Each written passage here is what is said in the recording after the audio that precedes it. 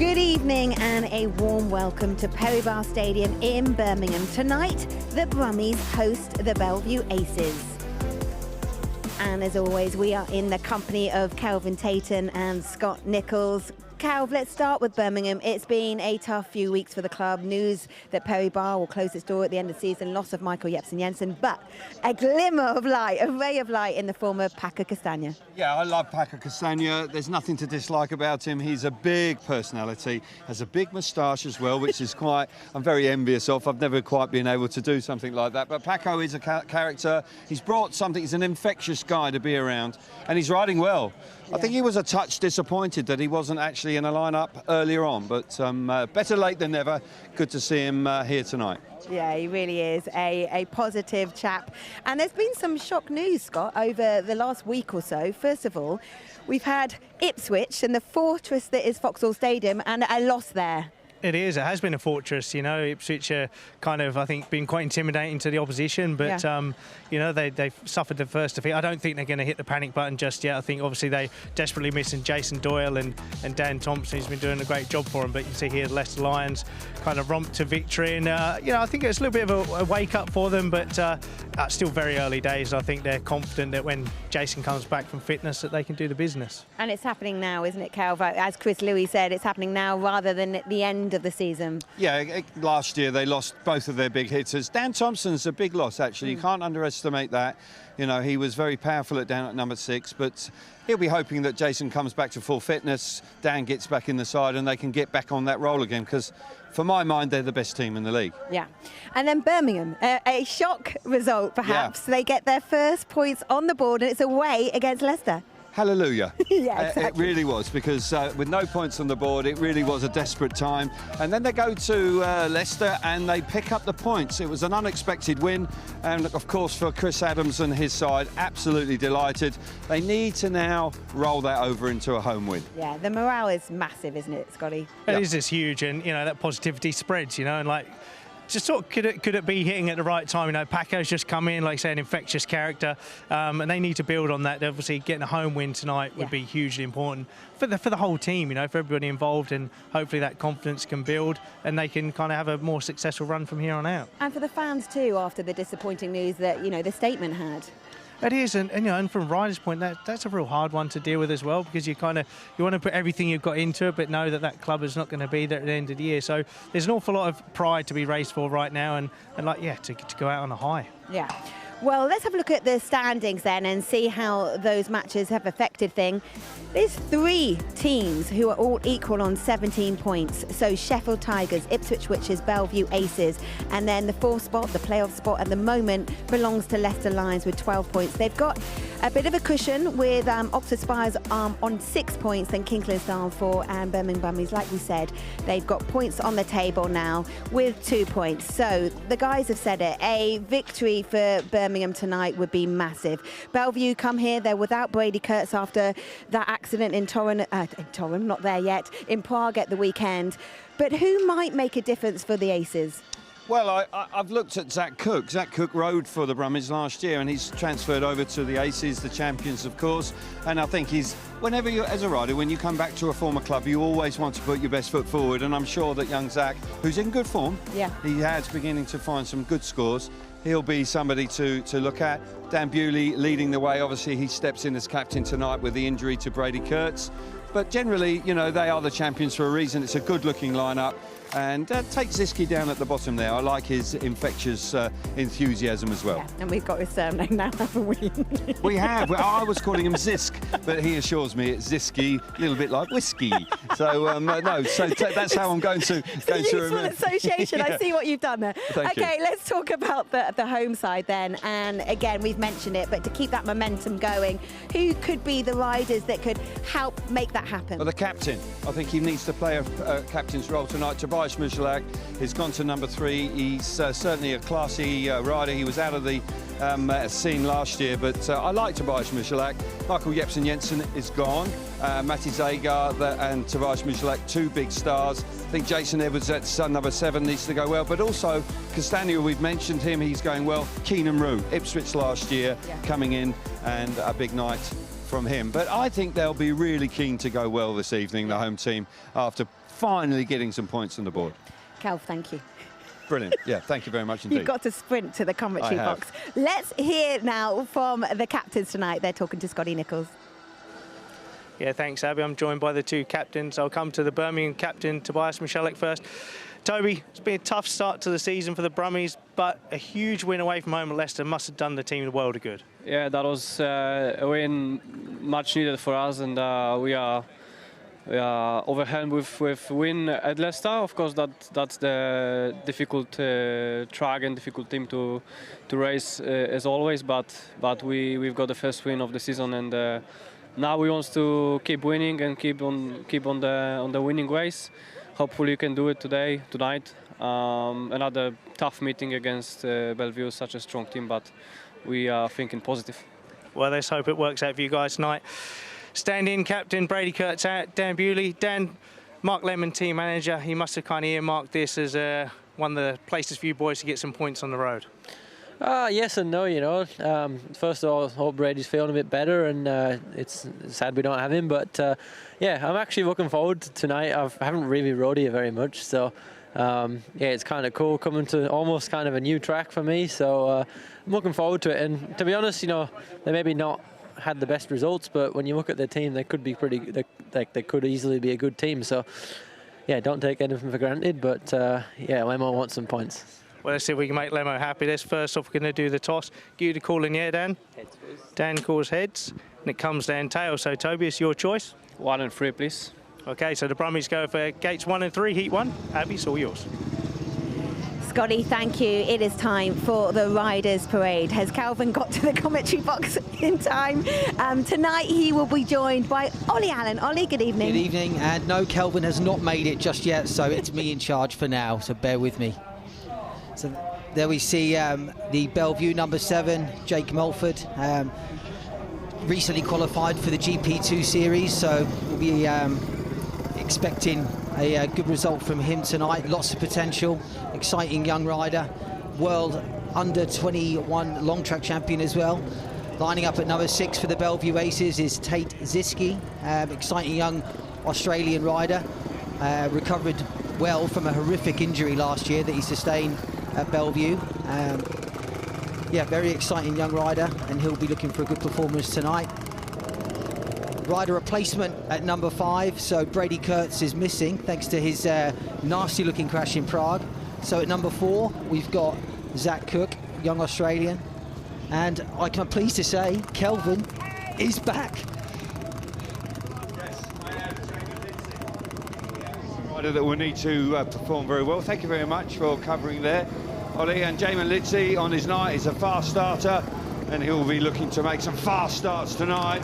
A bit more grip on the track out there, Ollie, as well, and I think 1 or 2 riders will be looking at that. Norbert Bladorn, the German, 21 years of age now, been around a little while. He's got plenty of experience, and I'm hearing he likes this track and rides it rather well, so we'll keep an eye out for Norbert Bladorn. And Dan Bewley, he's been put into the number 1 berth for tonight. He's the captain of the team, and Dan Bewley, of course, is a world-class rider, and he'll be looking to lead from the front for the champions here this evening, the Belle Vue ATPI Aces. Always a little bit of added spice when the champions are in town. We look at the home team. Jason Edwards down at the number 7 berth, the rising star, 22 years of age now. Jason making steady progress. I think at times he's a little frustrating. You want to see a touch more from him, but there's no doubt Jason has a lot of qualities. 27 years old. Jonas Jefferson, don't know too much about him. He's had little bits of experience in racing in the UK. Previously the Danish rider, but has settled in pretty well with the Birmingham Brummies. Matti Zager, 42 years of age, Ollie.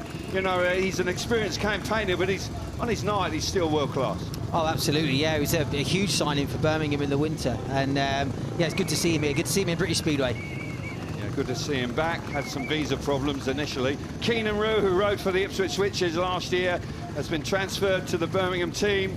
Rider that's got a lot of potential, got a lot of ability, and has settled in reasonably well here.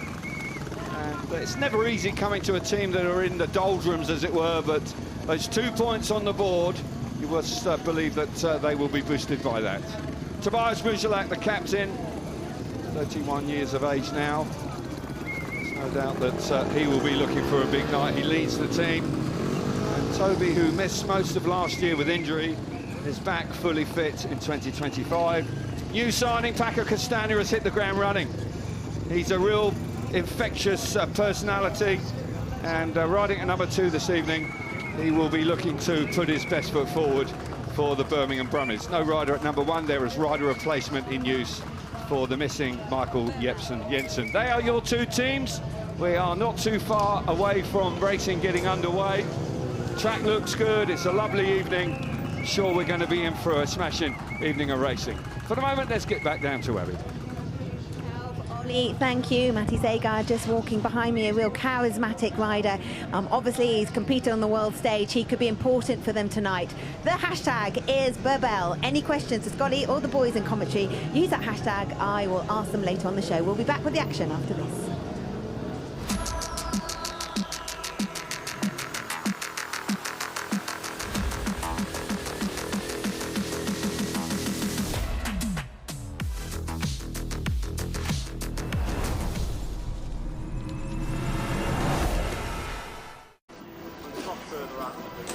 Welcome back to Perry Barr here in the heart of Birmingham. Tonight it's the Brummies versus the Belle Vue Aces, and we're almost underway with Heat 1. And I just want to remind you that live on TNT1 now is Roland Garros. The world's greatest tennis stars are bidding for glory, of course. We'll have every match, every ace, every tie-break. It is live on TNT Sports and Discovery Plus. Paco Castagna is going out as rider replacement, and your commentators tonight are Ollie Allen first, Calvin Tatum. Thank you very much, Abby. Very much looking forward to tonight's Premiership action. We've had a Grand Prix at the weekend. Bartosz Marcek coming through once again. Dan Bewley fresh back from the Marquetta Stadium on the weekend. We have rider replacement in heat number 1 for the home team. I believe it's Tobias Muchalak will come out as rider replacement for Michael Jepsen Jensen for the home team in heat number 1. Paco Castagna out here as well. Gates 1 and 3 for the home team in the opening race. It will alternate throughout the evening.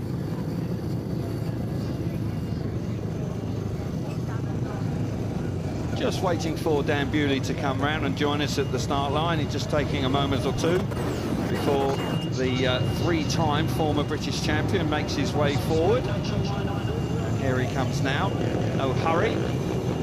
Going into gate number 4. Line up for heat number 1.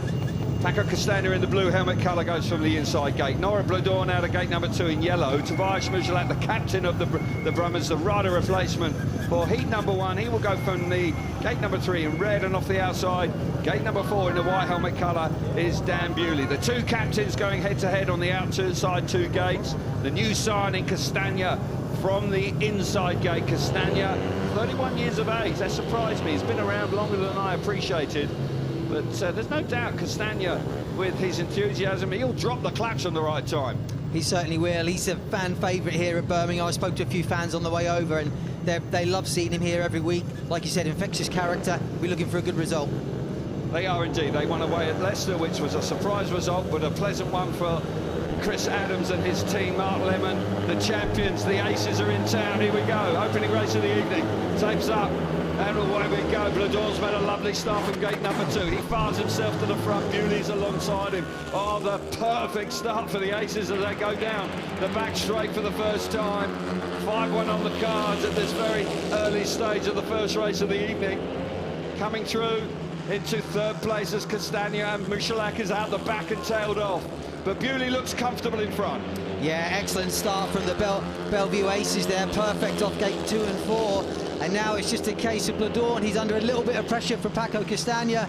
The inside line looks very wet. It's important the riders behind stay out of the spray from the riders in front. But like you said, Bewley looking fast in front. Pulling away, having a look for his teammate. Blador has got it pretty much covered. As you say, Ollie, it is a little greasy. They have had to put a lot of water on here. It's been windy and dry and sunny. Never easy to get it absolutely spot on for the opening race, but what a start for the visitors. The champions pick up the big 5-1 in Heat 1. Ominous, ominous. The Belle Vue Aces getting away so very well. Tobias Michalak absolutely covered in shell, just cruising over and finishing the race now.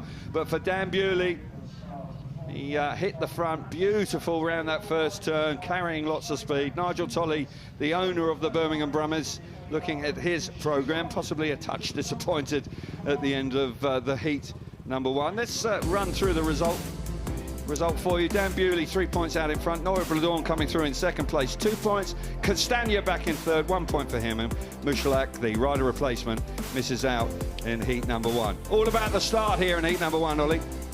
Yeah, start was ever so important when the track's wet like it is in this heat 1 here tonight. You see Bladorn, he does the damage here from gate 2, makes a great start, gets across Paco Castagna, and then he controls the first bend. He looks for his teammate, he lets Dan Bewley around the outside. Picture perfect team riding on the first bend. From then on, Bewley looked brilliant out in front, looked smooth, looked fast, totally in control. You see him take a tear off there. That tells you a little bit about how wet the track is, because he's in front and he's taking a tear off. Here we see a slow-mo of Bladorn in second place. Paco's, he's close behind him, but with the track the way it is in heat 1, the inside is really the fastest way round, and there's nothing that Paco can do about it. So, like you said, ominous start for the Belle Vue Aces. Very good start for the champions coming to town. We were at this fixture last year, and the Belle Vue Aces got beaten that night, and it was a terrific performance by the Birmingham Brummies. But they need to bounce back in heat number 2. Their representatives here is Jonas Jeppersen and Jason Edwards. They'll have gates 2 and 4. They'll be hoping to replicate what the Aces did in heat number 1. These are the younger or less experienced riders in the team. They can take up to 7 rides. Team manager can use the 6 and 7 in the side on many occasions, particularly if one catches fire. He'll be supplemented into other races on a regular basis. Jeppersen, excuse me. I don't know that much about Jonas Jeppersen, but 27 years of age, so he's got a lot of experience. He'll be hoping to go well tonight. Tate Ziske, I used to call him Zisk. Same here. Ziske, he is a rider that had that awful injury, as you said in introducing him. But he's a rider that seems very, very keen to do well in Speedway. There's something about him. Yeah, like you said about Paco Castagna earlier, about being an infectious character. I think the same can be said for Ziske. You can tell he's loving his life at the moment. He loves being a Speedway rider, and that's great to see. Absolutely. So riders are up at tapes for heat number 2. So the line-up for heat 2 is Tate Ziske on the inside in the white helmet colour. Jonas Jeppersen, gate number 2 in red. Gate number 3 in yellow is Jake Mulford, the rising star for the Belle Vue Aces. And the rising star for the Birmingham Brummies is Jason Edwards in the blue helmet colour, going from gate number 4. Edwards is a rider that has a silky smooth style. I actually saw him ride for the first time for the Lakeside side when he turned 15, and I thought, cool, yeah, he's got something about him. 22 now, just taking a little bit of time just to really find his feet at the highest level. In number 2, green lights on, Chris Kay pushes the button, we're racing. Ziske's made a lovely start. He charges into the first corner. He's hit the front round, the outside, oh my goodness, Ziske's down. And the other riders do, Mulford does, his teammate does very well indeed to avoid him. The bike's in the middle of the track and the red lights have had to have come on. So an unfortunate moment for Tate Ziske, just coming out of turn number 2. I did walk the track earlier and there was some fresh material there, and it's just, as he sat back on the bike, it's just caught him out. Yeah, it has indeed. Whenever you get some fresh material coming off the corner in particular, it can lead to the bike reacting like that, not always that violently, but it's something as a rider you have to be careful of, hence why you walk the track. Yeah, I think, you know, you're just beginning to shift your weight further back on the bike, trusting that you're going to just find as much speed as you possibly can, but just a little bit too much grip, and he's thrown off the back of the bike. We'll see it again. Yeah, we see Ziske's the rider in white to keep an eye on. He makes a great start off gate 1. He moves up to mid-track.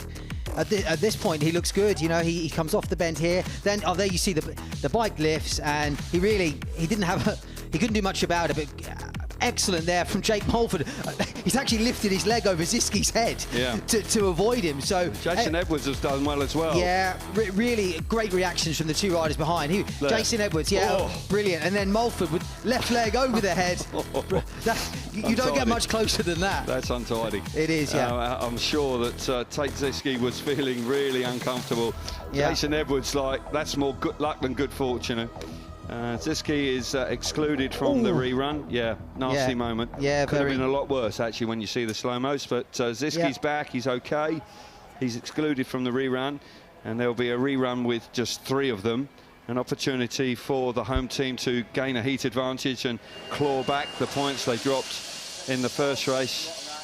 So 2 minutes is on, and in actual fact it's well on. We haven't got just over a minute to go.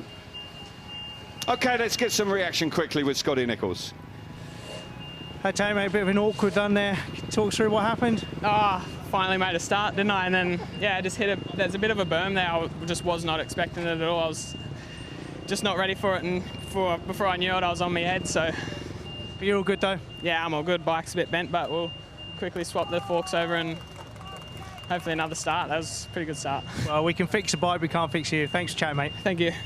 Yeah, thanks very much. Good to hear that Tate Ziski is A-OK. Equipment a little bit battered and bruised, but they'll hopefully knock it into shape.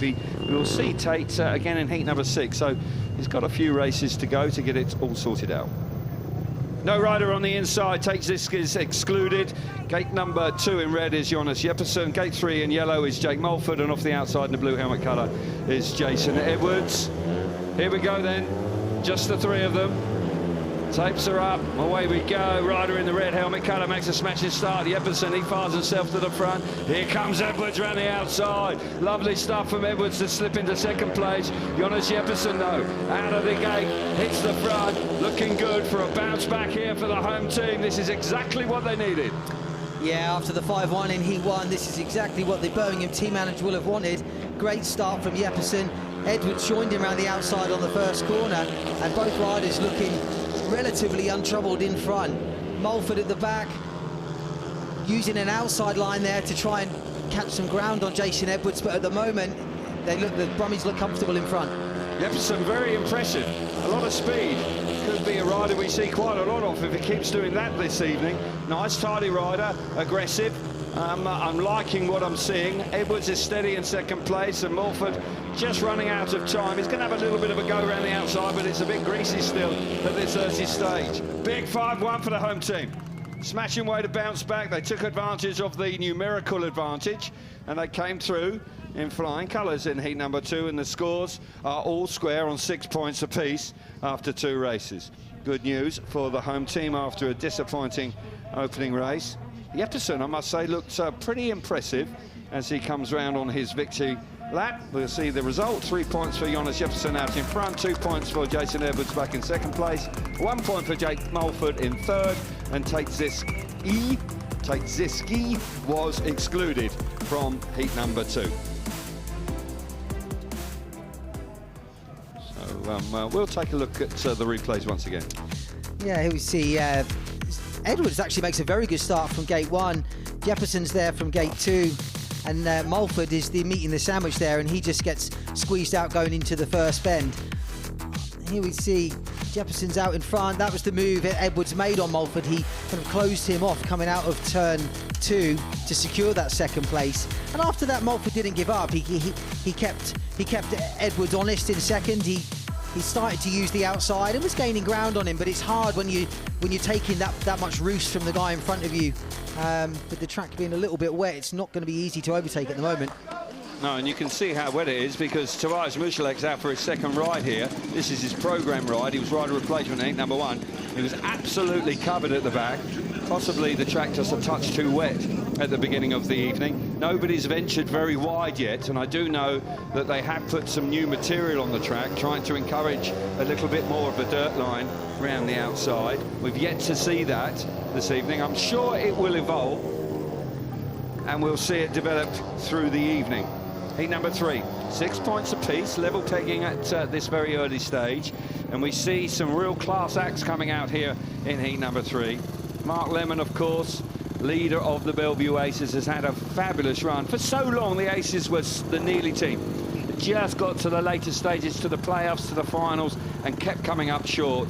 But they've won 2 championships in the last 3 years. All of a sudden, the Belle Vue Aces are a serious team, and they want to retain their title if at all possible. We're waiting for one rider by the pit gate who's just having some last-minute adjustment. Looks like it's Keenan Rue, the Australian, who is now on his way. Keenan Rue, a good rider.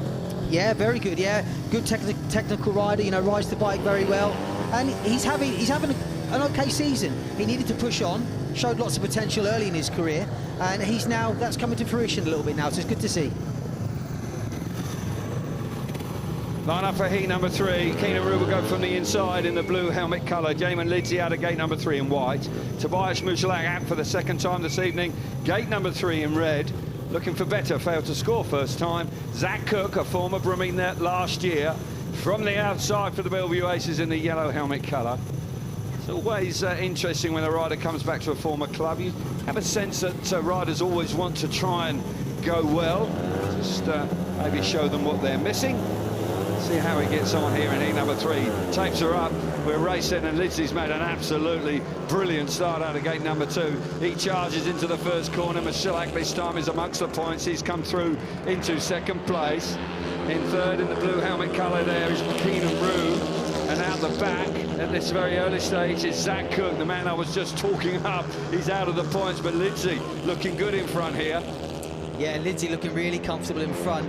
As expected from Jamin now, he made an excellent start off gate 2. Textbook, front wheel in the air all the way to the first bend. Yeah. And now you'd have to say he looks really accomplished out in front, right in mid-track. Michalak in second. He's looking better than he did in heat 1, but unable to land a blow. Yeah, Jamin Lidsey, classy looking rider, terrific starter, and if he's in this sort of mood, then he's a very difficult man to beat, and he'll pick up a whole load of points. It's a shared race at this stage, so it's going to be even Stevens at the conclusion of heat number 3, but Lidsey out of gate number 2 has ridden a lovely race. Michalak picking up points for the first time back in second place. Disappointing for Cook. He would have been looking forward to tonight and wanted to get away to a fast start. Not the case for him in heat number 3, but Lidsey, superb out in front, didn't put a foot wrong. He's got a good-looking style. It's the perfect size for a speedway rider in 2025, Jamin Lidsey, and he's no doubt that he's looking good. Lidsey 3 points out in front. Tobias Michalak back in second place, 2 points for him, 1 point for Keenan Rue in third, and Zach Cook misses out in heat number 3. Fairly straightforward race, no overtaking in that one, but it's all about the brilliance of Lidsey out of gate number 2. Yeah, like you said, Kelvin, here he is in the white helmet colour. Beauty of a start off gate 2, absolutely textbook, front wheel in the air all the way to the first corner, excellent clutch control. He has a quick look coming off the first bend, and after that never really looked troubled. Like you said, lovely style, looks safe on the bike, and if he continues to trap like that, then he'll be a real sort of ace in their sleeves tonight. There we see again Jamin Lidsey out in front. Yeah. Lovely style, sits nice on the bike. Cook looked like he had speed at the back, but at the moment we're still yet to see an overtake. Yeah, really difficult to overtake. It's a little greasy. It will come, probably half a dozen races in. All of a sudden it could be very different indeed, and we see riders searching for grip around the outside. So no Brady Kurtz after the nasty looking fall in the last chance qualifier at Prague in Marketa. We have Dan Bewley coming in as rider replacement in heat number 4, so a handy replacement to bring in. He was an impressive winner of heat number 1, was Dan. He's up against former Grand Prix star, of course, the Slovenian Mati Zagar. 42 years of age now, Mati Zagar. He looks fabulously fit. Had some visa issues. There were all sorts of rumours going on, but there were genuine reasons why he wasn't able to come and race for Birmingham. Those have been resolved, and Zagar is here ready to race. There he is, the man himself. And he's another rider that when he puts it all together, he has a lovely flowing style, and I've been very fortunate to see him when he's been at his very best. Yeah, fantastic rider, and like you said, he really has ridden at the top of the sport for a long time now, and at 42 I think it was a surprise to a lot of people to see him come back to the British League, but he's a welcome. He's certainly been welcomed with open arms by the Brummies supporters and everyone in British Speedway. It's good to see. welcome addition back into British Fair. We've, of course, spent a lot of time riding for the Belle Vue Aces, and will be very familiar with their team manager. Had a great time with the Aces back in the day. So Jason Edwards out for the second time, making his way round. Jake Mulford also, the rising star for the Belle Vue Aces. They go head-to-head once again in heat number 4 here. Big guns, Zagar and Bewley. Which way will it go? So Zagar will be just approaching the tapes now. No hurry. 30 seconds to go, so plenty of time. On up for heat number 4. Jason Edwards will go from the inside in the blue helmet colour. Jake Mulford out of gate number 2 in yellow. Gate 3 in red is Matty Zagar, and Dan Bewley, an impressive winner first time out in heat number 1, goes from the outside in the white helmet colour as a rider replacement for Brady Kurtz. Here we go then. Heat number 4, 9 points apiece. Tapes up. Charging into the first corner. Rider on the inside. Edwards made a lovely start, but Bewley, that is irresistible round the outside. So accomplished at doing that, Bewley. Didn't get away absolutely perfectly, but was able to hold the line. Zagar trying to come around the outside of his teammate. Zagar now slipping into second place with Mulford at the back. It's another shared race, but the speed of Bewley is breathtaking. Yeah, brilliant first lap or first corner from Dan Bewley. He didn't make the best start. Jason Edwards actually led into the first bend. Bewley had one thing on his mind. He went straight to that dirt line, and coming off the first corner, he was 5 or 6 bike lengths in front. And then from then on, Edwards looked good in second, allowed his teammate Zagar to come around him, and now we're settled into a 3-3. Bewley out in front with less than a lap to go. He's going to go back-to-back wins in 1 and 4. Doing the job as a captain, standing captain tonight with Kurtz on the sidelines. Immaculate. Can't get much better than that. Zagar coming through in second place, but for Dan Bewley, he really is in top form, and twice this evening so far he's been able to find the extra grip, the extra speed through that first turn and fire himself to the front. But aside from that, got to say that the Birmingham boys are hanging tough. Still 12 points apiece, nothing to choose between the two. 2-5-1s, flip-flopping in the first 2 races, and then 2 shared heats subsequently. Bewley making his way back into the pit area. Bewley out in front, 3 points for him. Zagar coming through into second place, 2 points. Jason Edwards, 1 point in third, and Jake Mulford misses out in heat number 4. Not too much overtaking at this early stage, but just nice to watch, you know, somebody that's really on top of their game, with Dan Bewley sweeping around the outside in the first corner. Yeah, if you watch Dan Bewley in the white helmet here from gate 4, has a quick look to see where everyone is, has no hesitation but to head out for that sort of darker dirt line on the outside, and as soon as he does, the bike starts to hook up, and he's a long way clear coming off the first bend. Jason Edwards made a good start, then makes Jason, there you see in the blue helmet colour, he makes a good start, rides tight round the inside, and intelligent from him. He probably senses his teammate might be quicker than him, and if you keep an eye on him here, he'll look over his right shoulder any minute now. There he has a look, allows Zagar room to get into second, and after that the race was pretty settled really, but Dan Bewley looking really fast in front. That's 2 wins for him, both of them from gate 4, and he looks really good. He does look really good indeed. 12 points apiece. Let's get down to Abbey. Yeah, nothing in it, boys, apart from Dan Bewley's speed. He's just passing on some thoughts on the track, maybe, or some words of wisdom to Norwich Bulledorn. The hashtag tag tonight is Burbell. So any questions to Scott Nichols in particular, then I'll get him those questions later on in the programme. When we come back, we'll be on with the action here in Birmingham.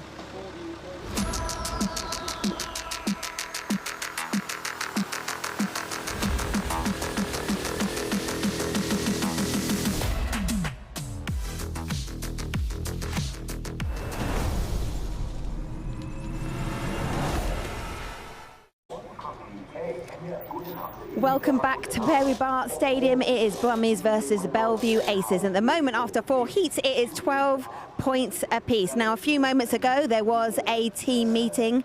We mentioned Matty Zagar. He's a real strong character. He was really vocal in that team meeting, really demonstrative, but a tight-knit unit, and maybe just buoyed by that win last time out against Leicester, but they do look in good spirits. Now, this time 12 months ago, Brummies recorded their first victory at home against the Aces. Can they repeat that tonight? Heat 5 is moments away. But just to remind you to mark your diary, because we've got more motorsport coming up this weekend in the form of MotoGP. It's round 8 for them, and they'll be in Motorland Aragon. So make sure you watch it. It starts at 8 a.m. and coverage continues across the weekend. But we are now almost moments away from Heat 5. It's really dusty now in the pit area. The temperature has dropped. The track is a bit greasy. All the guys that have been coming in to the pits have been covered, absolutely covered in shale. So there's been a little hesitation at the moment. Maybe they're still doing some work on the track. I can see Scotty Nichols now sprinting out to see what is going on and why we've got a little bit of a delay here. But as I mentioned, there seems to be a really good spirit amongst the boys in Brummies, and they really want to continue the momentum. They want to continue the winning ways. They've tasted a victory. I know it's just one, and we don't want to get too ahead of ourselves, but the difference that can make in morale, in positivity, after the real difficult news that's been coming out of the club over the last few weeks. Belle Vue Aces, though, they want to continue their winning ways. They had a massive home victory against Oxford. Zach Cook, it was his best performance of the season. We know how quick Dan Bewley is, so he's going to be important for them tonight. Let's hear now from, have we got Scotty Nichols? Yeah, he's there, he's ready, he's in the thick of it. Scotty, let's hear from you and Jamin. Yeah, thanks, Abby. Just while doing a little bit of track work, Jamin, how are conditions out there, and a great first race from you? Yeah, it was important I had to get out of the start because it was a bit wet and greasy out there and in some patches, so it's always nicer to get a clean run out front. You think, obviously, a little bit wet at the start. Obviously, we kind of always have a little bit of whinge about it. Do you think it's going to enable the track to develop better later? Yeah, for sure. We hope. Yeah, that's right. We always whinge about it, but hopefully it will make it better later and won't go dusty and blue groove like it has been here. So I think it will be okay, but it's only early on, so hopefully they can keep up with the track and hopefully we can keep scoring points. Yeah, Ollie was saying, watch your start in Heat 3 there, just feathering the clutch perfectly all the way to the first turn. How nice does it feel when that front wheel is just hovering all the way? Oh, it's beautiful, especially when you just drop the clutch and the bike goes. It's beautiful, as you'd know, but sometimes it doesn't work, but that start it did, so hopefully I can make a few more. And they say that they're watching the replays at home now, that start you just made, and you just checked out. And it's obviously nice when you get a bit of clear track, you can ride exactly where you want to be. So obviously when conditions are a little bit wet and greasy early on, that's obviously plays dividends. Yeah, for sure. That's always the plan, to make a start get front, but there's 3 other guys on the start gate that want to do the same thing. So yeah, as you said, when you're in front, it's easy, you get fresh air and stuff and kind of ride where you want to ride and feel comfortable. So see if we've got a few more of them in the toolbox. Well, thanks for chatting to us. Abby, I believe you've got the Tash with you. Paco, they just said I've got the Tash with me. It is, they're marvelling at it. Calvin actually is seriously jealous. Well, I would like to see Calvin with a Tash, to be honest. So now you got a challenge there, Calvin. Paco, look, you got the win against Leicester. You put on a great show. You've talked about just backing yourself, but it's your first contract in the Premiership. It feels like you've been around for years. It feels like you've been part of the Premiership. Yeah, just a couple of guests here and there, but no, I'm happy to be part of it. Unfortunately, tonight didn't start the best of ways, but no, I'm just happy to be here and have the boys get some points on the board, and just making a couple of changes tonight, and hopefully I can have the same night as I did at Leicester.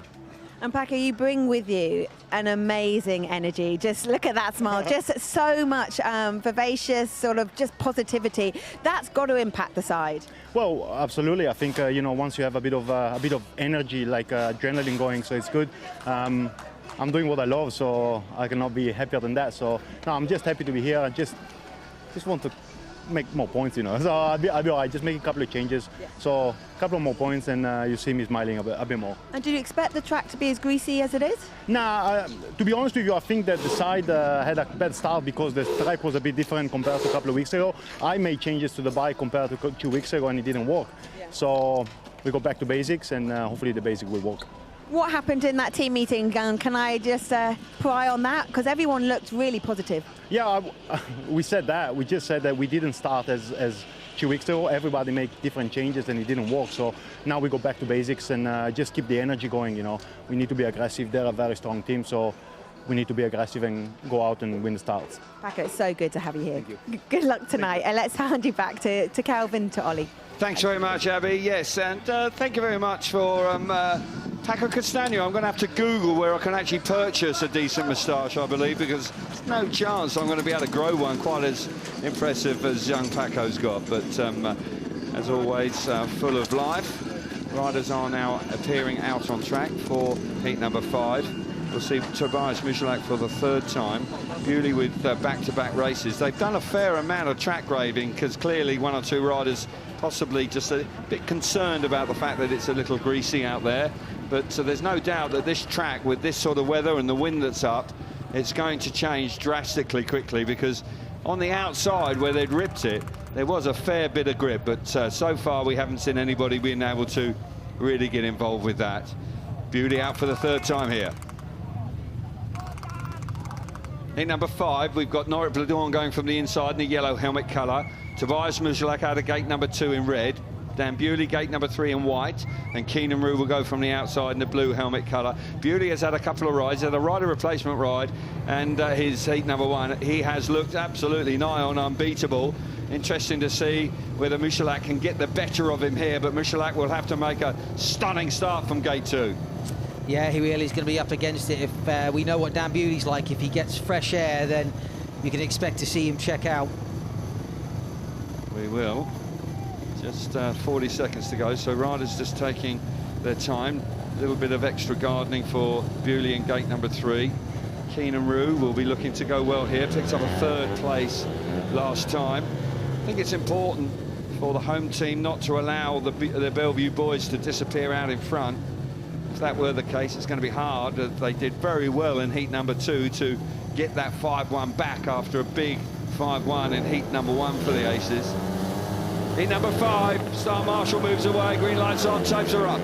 We're charging into the first corner. Initially, Bladorn made a lovely start, but it's Michalak. Michalak makes a smashing turn, but look at this for Bewley. Bewley's done that 3 consecutive times. Bit tight down the back straight, just launched into turns 3 and 4. He's out in the dirt this time, and Bewley stretching his legs once again. Bladorn is back in 3rd place. It's a 4-2 to the Belle Vue Aces early on in the race. Bewley is just clearing off out in front. I don't think Michalak can do much about it. No, excellent start from Michalak from gate 2. He got over Bladorn on the inside, and I thought he had the racing control, but Bewley sent it deep into the first bend and went round the field, and he is stretching his legs in front. Yeah. Bewley looks brilliant out front. Top form from Dan Bewley. He's into the final lap. Bladorn's not too far behind Michalak. Michalak having to cover the inside to make sure that the young German doesn't get the better of him. Keenan Rue is just giving up the chase at the back foot, but Dan Bewley, that's 3 out of 3. Unbeaten so far. He goes on to 9 points individually himself.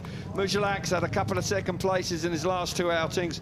Encouraging signs for him, but just no measure for that man, who once he got his nose in front, sort of 2/3 of the way down the back straight, wow, there was really no stopping him at all.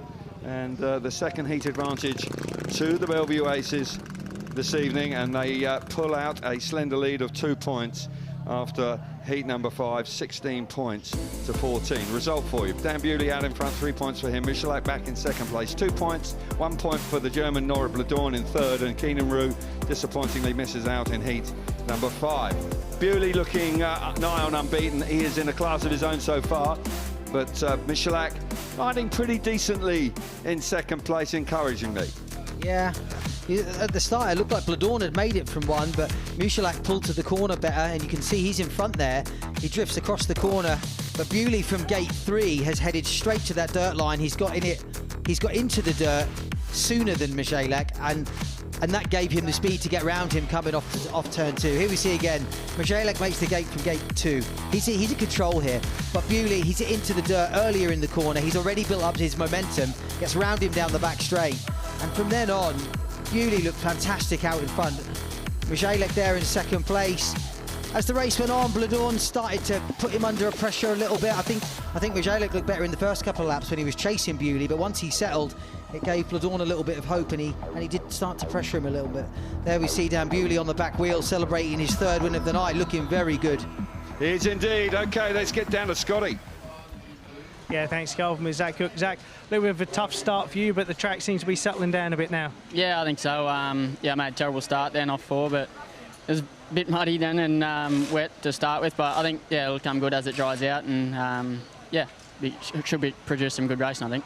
And how important is it for you boys to show me? Obviously, Dan Bewley flying, just got his 3rd win on the trot. I know what suits one doesn't necessarily suit everybody, but just those kind of little bits that can kind of help when you've got a little bit of a gap between races. Yeah, definitely. As you said, everyone's different, but you can soon get some ideas and see what they're doing to obviously make it a bit easier on you. It's a little bit bumpy out there, so and a bit wet. So no, as I said, I think it'll come good, and yeah, the boys will settle in.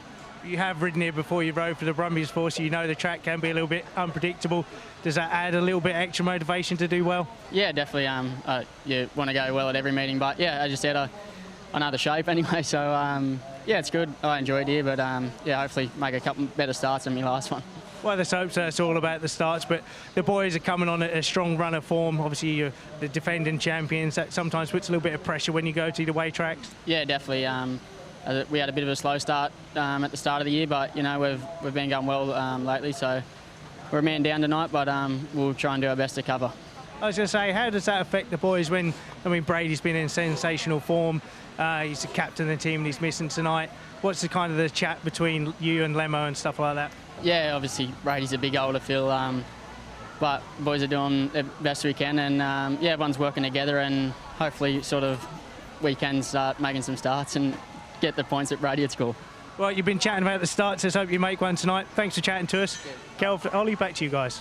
Very good to hear from young Zach Cook, clearly determined to get amongst the points a little later on. We'll see him out in heat number 7, where he'll be going from gate 3 this time, so he'll be hoping for better luck and good fortune in that particular heat. But before then, we've got a couple of changes here in heat number 6. We've got Matti Zagar coming out for the home team as rider replacement for Michael Jepsen, and rider replacement for the injured Brady Kurtz is that man, the German Norik Bladorn, who is having 2 consecutive races. So they are the 2 changes. Tate Ziski is out again. Hopefully he has sorted his equipment out. It has been a significant amount of time, so in truth for young Tate and his crew, it has given them a few extra moments to get the bike sorted out after that awkward moment he experienced in his first ride. So just the 2 points in it. Birmingham 14 points, 16 points to the Belle Vue Aces. Everything to race for. Tightly and competitive night of Speedway. Apart from that man who's just in a class of his own so far, Dan Bewley, just having a chat with Mark Lemon. Heat number 6, a lineup for you on the inside in the red helmet colour. The rider replacement for the home team, Matti Zagar. Gate number 2 in white is Norik Bladorn. He's a rider replacement for the Belle Vue Aces. Paco Castagna out for the 2nd time this evening. Gate 3 in blue with a going back to basics setup for the Italian out of gate number 3, and Tate Ziski coming out of gate number 4 in the yellow helmet colour. Heat number 6, here we go. Tate's just having to be repaired, but there's no doubt Zagar will be very keen to get his nose in front this time. Yeah, he certainly will. The Brummies will be looking to take advantage of gate 1 and 3 here, and they really need to claw themselves back into this meeting and not let Belle Vue get a hold on the match. Agree with that. Jason Edwards looking on paper with Zagar and Castagna. You've got to believe the home team have got a good pairing here, a determined pairing, possibly have got the best gates, possibly, but let's see how we go. Revs are up, tapes are up as well. What a start from Bladorn. Absolutely fabulous out of gate number 2. Gets the better of Zagar. Zagar sneaking around the inside. That's a lovely corner. First turn from Zagar after a sensational start from Norik Bladorn. Problems at the back there for the man in the yellow helmet colour. Tate Ziski straightens up, but the home team bouncing back. They've got a 4-2 on the cards. Coming up the inside in the blue helmet colour is Castagna coming on strong, but Zagar terrific on the early part of the race. Yeah, excellent first bend there from Zagar. He crept round the inside, snuck himself inside Bladorn, going down the back straight, and took control of the race from there. Bladorn now, he was under a little bit of pressure from Paco Castagna, but Paco made a mistake and has drifted back just a little bit now. Lap to go, Zagar out in front. Tell you what, the Brummies are not lying down tonight. This is a good response after the 4-2 for the Aces in the previous race. This is square it all up after the completion of heat number 6. Zagar wins for the first time here at home this evening. Nice ride from him. Norik Bladorn, the rider replacement for the Belle Vue Aces, Not doing too bad. A smashing start, but just couldn't resist the move in the first corner from the man from Slovenia. That man, former Grand Prix star, Matty Zagar, back in British Speedway and riding superbly well for the Brummies in heat number 6. Superstar, nothing to choose between the two sides, 18 points apiece. Result for you, Zagar out in front, 3 points for him. Second place is for Norik Bladorn, 2 points, 1 point for Paco Castagna in third, and Tate Ziski misses out in heat number 6. This is all about that first corner. Smashing start from Bladorn, Ollie, but by golly, he just got his back tyre on that dirt, didn't he, Matty Zagar? He did. If you keep your eye on Zagar here on gate 1, it's Bladorn that makes an excellent start off gate 2. Gate 2's been very good tonight so far, but if you watch Zagar on the inside, you can see him there. His front wheel's almost on the grass, his back wheel's on that fresh dirt on the inside. Bladorn is, we spoke about it before, he's kind of in no man's land on the first bend. There you see Bladorn, he makes a start, gate 2, drifts up. He doesn't go up to the dirt, he doesn't stay on the curb, he's stuck in the middle of the track. And Zagar creeps around the inside. You can see the bike reacting coming off the first bend. The front wheel lifts, it shows the amount of grip he's getting, and it allows him to push himself up the inside of Bladorn. After that, well, here we see again Zagar. He's then starting to let the bike run into the outside, and Zagar looked really good there, and he'll be pleased to get his first win of the night and to bring the score back to 18 all. It is indeed. Matty Zagar's got 2 on the spin. We've got a bit of time. Let's go down to Scotty. Yeah, I'm back in it again, Kelvin, with the Brummies team manager, Chris Adams, just having a quick look over his shoulder, making sure his riders are doing their job properly. But yeah, without your number 1, it's a tough spot to fill with RR.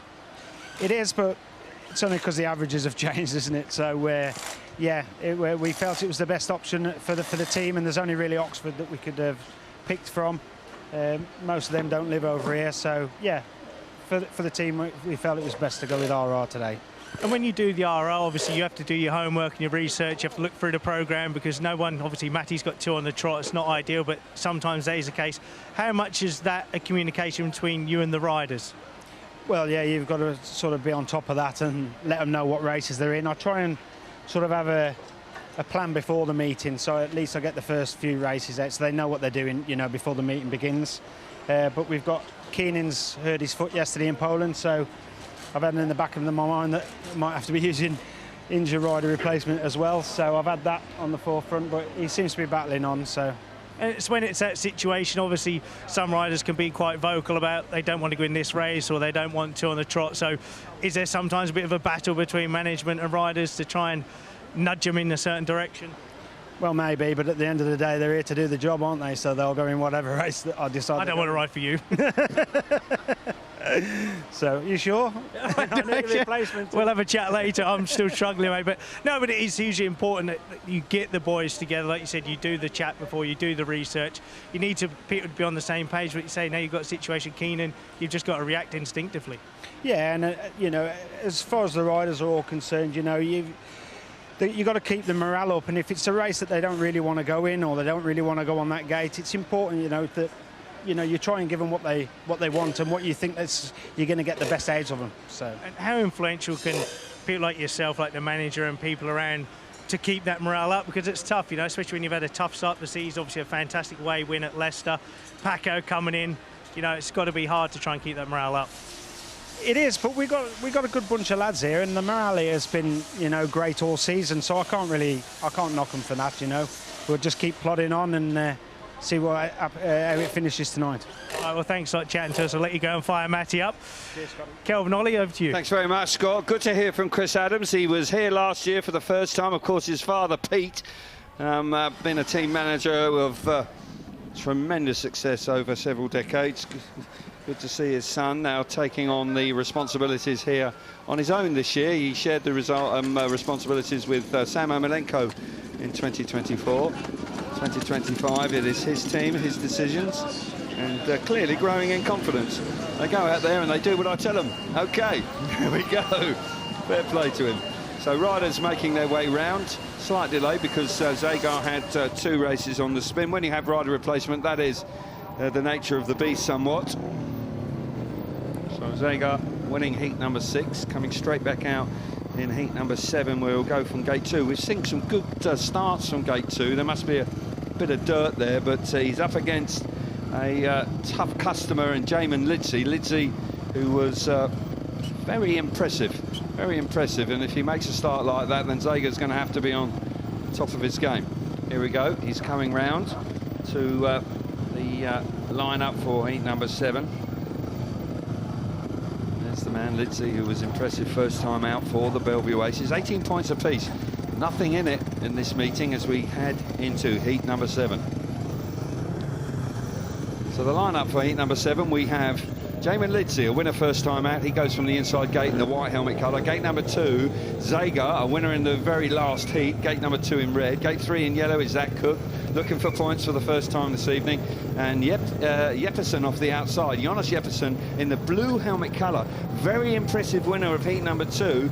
I tell you what, he won't be off the pace. No, like you said, he looked good in heat 2. First time I've seen him for a while, and yeah, he'll be looking for more of that from gate 4. Yeah, maybe he'll be able to utilise some of the dirt on the outside on the exit. They have ripped this track on the exit of both corners, turns 2 and 4. Interested to see if he can use some of that if he can. Heat number 7, 18 points all. Lidsey's made a lovely start. Here comes Zager. Zager right alongside him. Lidsey up the inside. Zager around the outside. That dirt working a treat. He files himself to the front.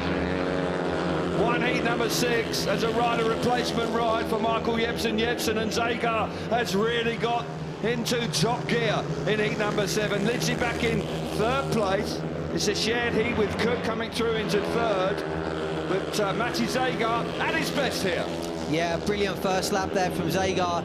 Made an even break with Lidsey going into the first bend, but he had one thing on his mind. He went straight to that dirt line, and he's now stretching his lead in front. Looks really good. Back to the Zager of old here. Utilising the dirt on the outside, they put some fresh material down specifically for Zager and Muchalak. The track has dried now. You see how he's going into the turn. He's coming across the slick on the inside, allowing the bike to drift out wide. Powers to the checkered flag. Impressive ride. Very impressive ride. Keeps it all square. Good stuff. If you can't get your nose in front, don't fall behind, and that's exactly what the home team are doing at this stage as we are rapidly approaching the midway point of the race meeting this evening. And Matti Zager goes back-to-back wins in heat number 6 and 7, showing a great deal of ability here. Matti Zager, 3 points for him. Jamin Lidsey back in 2nd place, 2 points. Zach Cook in 3rd, his first point of the evening in 3rd place, 1 point. And Jonas Jeppesen misses out in heat number 7. This first turn and that dirt on the outside beginning to work, Ollie, and it was just demonstrated brilliantly by Zager. Yeah, you can see the 2 big guns in this race on the gates 1 and 2. Lidsey keeps it tight around the first bend. Zager runs out to that darker area of the track, the sort of heavier dirt. The bike gets a lot more traction out there and therefore a lot more speed. There we see Jeppesen from gate 4. It's hard from there with those boys on the inside. There's Zager in the red helmet. As soon as he goes out to the mid part of the track, the bike straightens up. It starts to pull. Bike gets loads of traction and he pulls away. Possible mistake there from Lidsey on the first bend. Should he have run Zager out to the dirt? I don't know. But yeah, clever first bend there from Zager. Super stuff from Matti Zager, back-to-back wins for him. And while he makes his way back to the paddy, let's get down to Abby. Cal, thank you. What I love about this sport, which you wouldn't see in other sports, is just behind the camera, it was Dan Bewley chatting to Tobias Mujalak and his mechanic, and they were having such a laugh.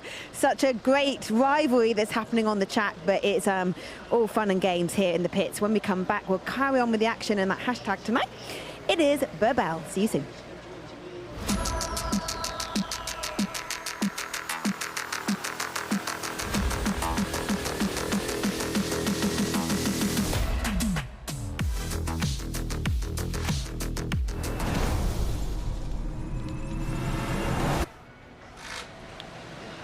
Welcome back to Perry Barr. There's nothing in it between the two sides at the halfway point. 21 points apiece. Dan Bewley has been exceptional, but Matti Zager has been vintage Zager, and it's even Stevens at the moment. Now, Scotty, he commandeered him. Mark Lemon was trying to run away from you, but you've managed to catch him. I collared him. He was, well, I think we know where he was going to go. Bless you. So I thought he said after the heat, but no, after the break, we're going to be, Mark, it's pretty tight, 21 all. You've got to kind of work a little bit here because obviously you've got to cover for Brady, which is one headache in itself. And then now, do you have any little plans up your sleeve if things don't quite go to plan? Are you looking a long way ahead? Well, obviously, we wish Brady a speedy recovery. Obviously, took a nasty one in Prague on the weekend. We do miss him here. Obviously, he's been a proper leader for this club for a number of years now, and it's hard to replace him. But the boys are grafting behind the scenes. You know, it's a little bit of a challenging night for them, but I think they're doing quite well just to hang in there. But for you as a team manager, like you said, it's exceptionally hard to cover for Brady. The boys are going to dig in and do the best they can. But in terms of kind of looking ahead, in terms of tactics, if things don't quite go to plan, you know, how much do you study the program for that scenario if it occurs? Yeah, I think, you know, when you deal... You can't give all your secrets out because otherwise people will copy it, but... There's not too many secrets to give away, to be fair, Scott. It's like, you know, in this sport there's so many variables, so you got to be just, you know, adapting them and be mindful how everything's panning out and just be ready for it, really. So you can sit there and study the form all day long, but like if a rider's off, you know, that would sort of blow your, you know, analogy out of the park. So just monitoring how the mechanics and everybody, or the dynamics of the guys are going, and that really reflects on your decision choices. Yeah, because I saw before we come on camera a little bit earlier, just having a quick chat with Tate and stuff like that. Obviously had a tough start tonight, so yeah, all those little bits and pieces, that's hugely important. Yeah, Tate's had a tough start to the season, really. You know, he's probably, you know, lacking a little bit of confidence, and you know, it's kind of got to nurture him away. And some of the setups, you know, advice you would give to him is probably not what you give to somebody else, because you want to go there and build up their confidence. And sometimes the points don't always reflect to where they are at. So, you know, sometimes you got to treat every rider individually, but you know, as a group, though, I think these boys work really well. Well, we can talk about it tonight. That's one headache, but you've got a Grand Prix coming up soon. That's got to be planned back in mind. How are preparations going?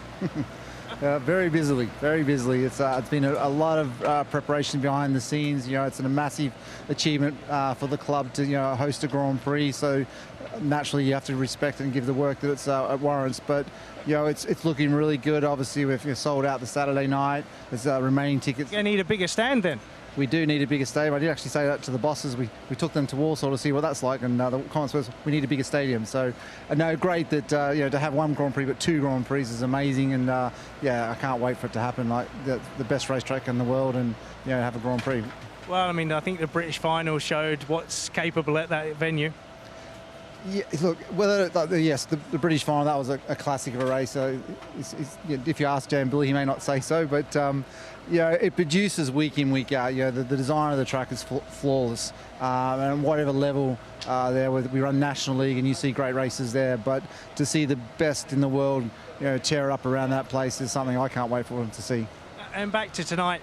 You being a former rider yourself, just quickly, does that kind of give you advantage to have an understanding what the boys are going through?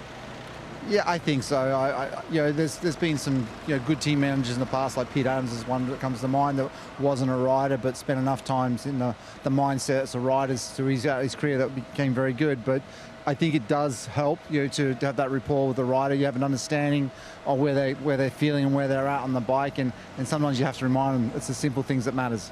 It's always the simple things. But I'll let you get back to those simple things, Mark. Thanks for chatting to us. Abby, back to you. Scotty, thank you so much. Okay, let's resume the action here in Birmingham. It is time for Heat 8, and as the boys go out, there's more two-wheel action to enjoy this weekend at the legendary Circuit of Spa. It hosts its second edition of the 8-hour race, and the riders will go wheel to wheel in order to win the FIM Production World Trophy. You can catch it live from midday on TNT Sports 4.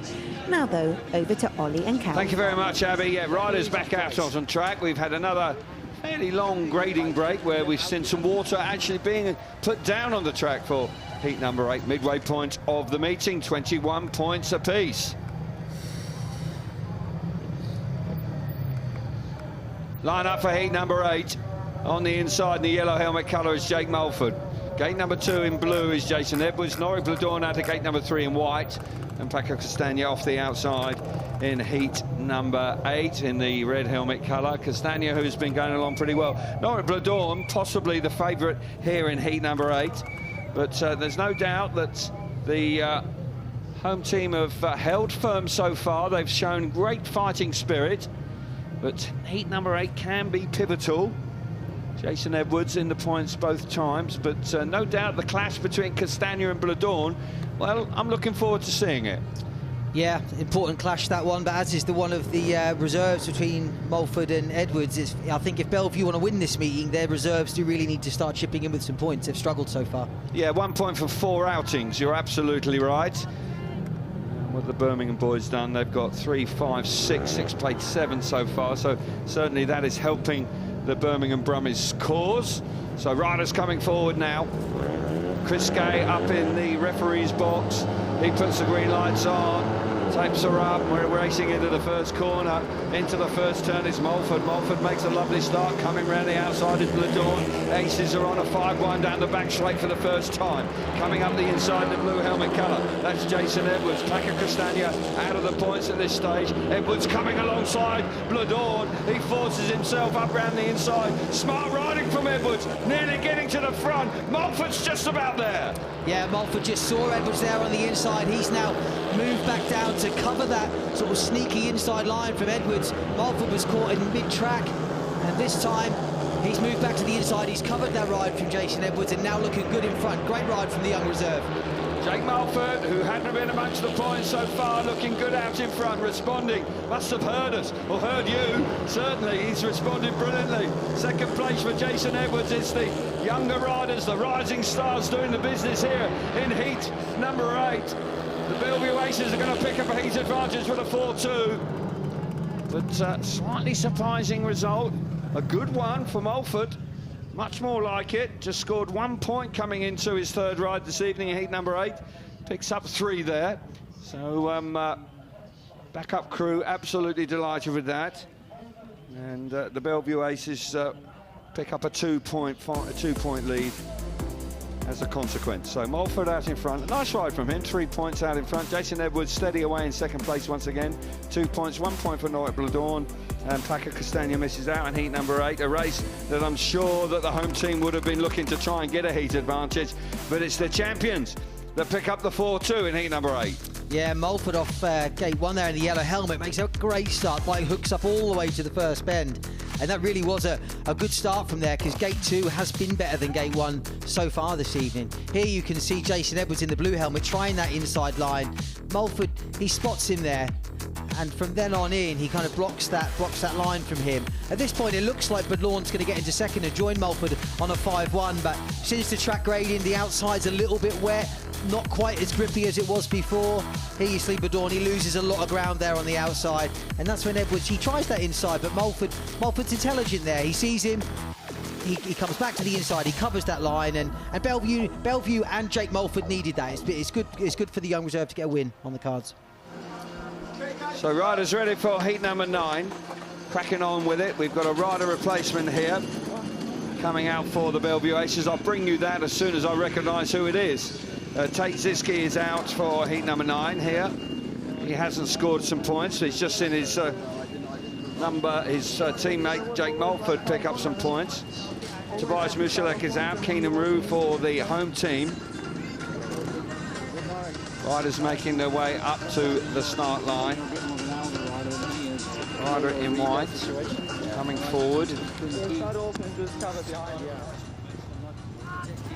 So Zach Cook, I've just been told, that is the rider replacement in heat number 9.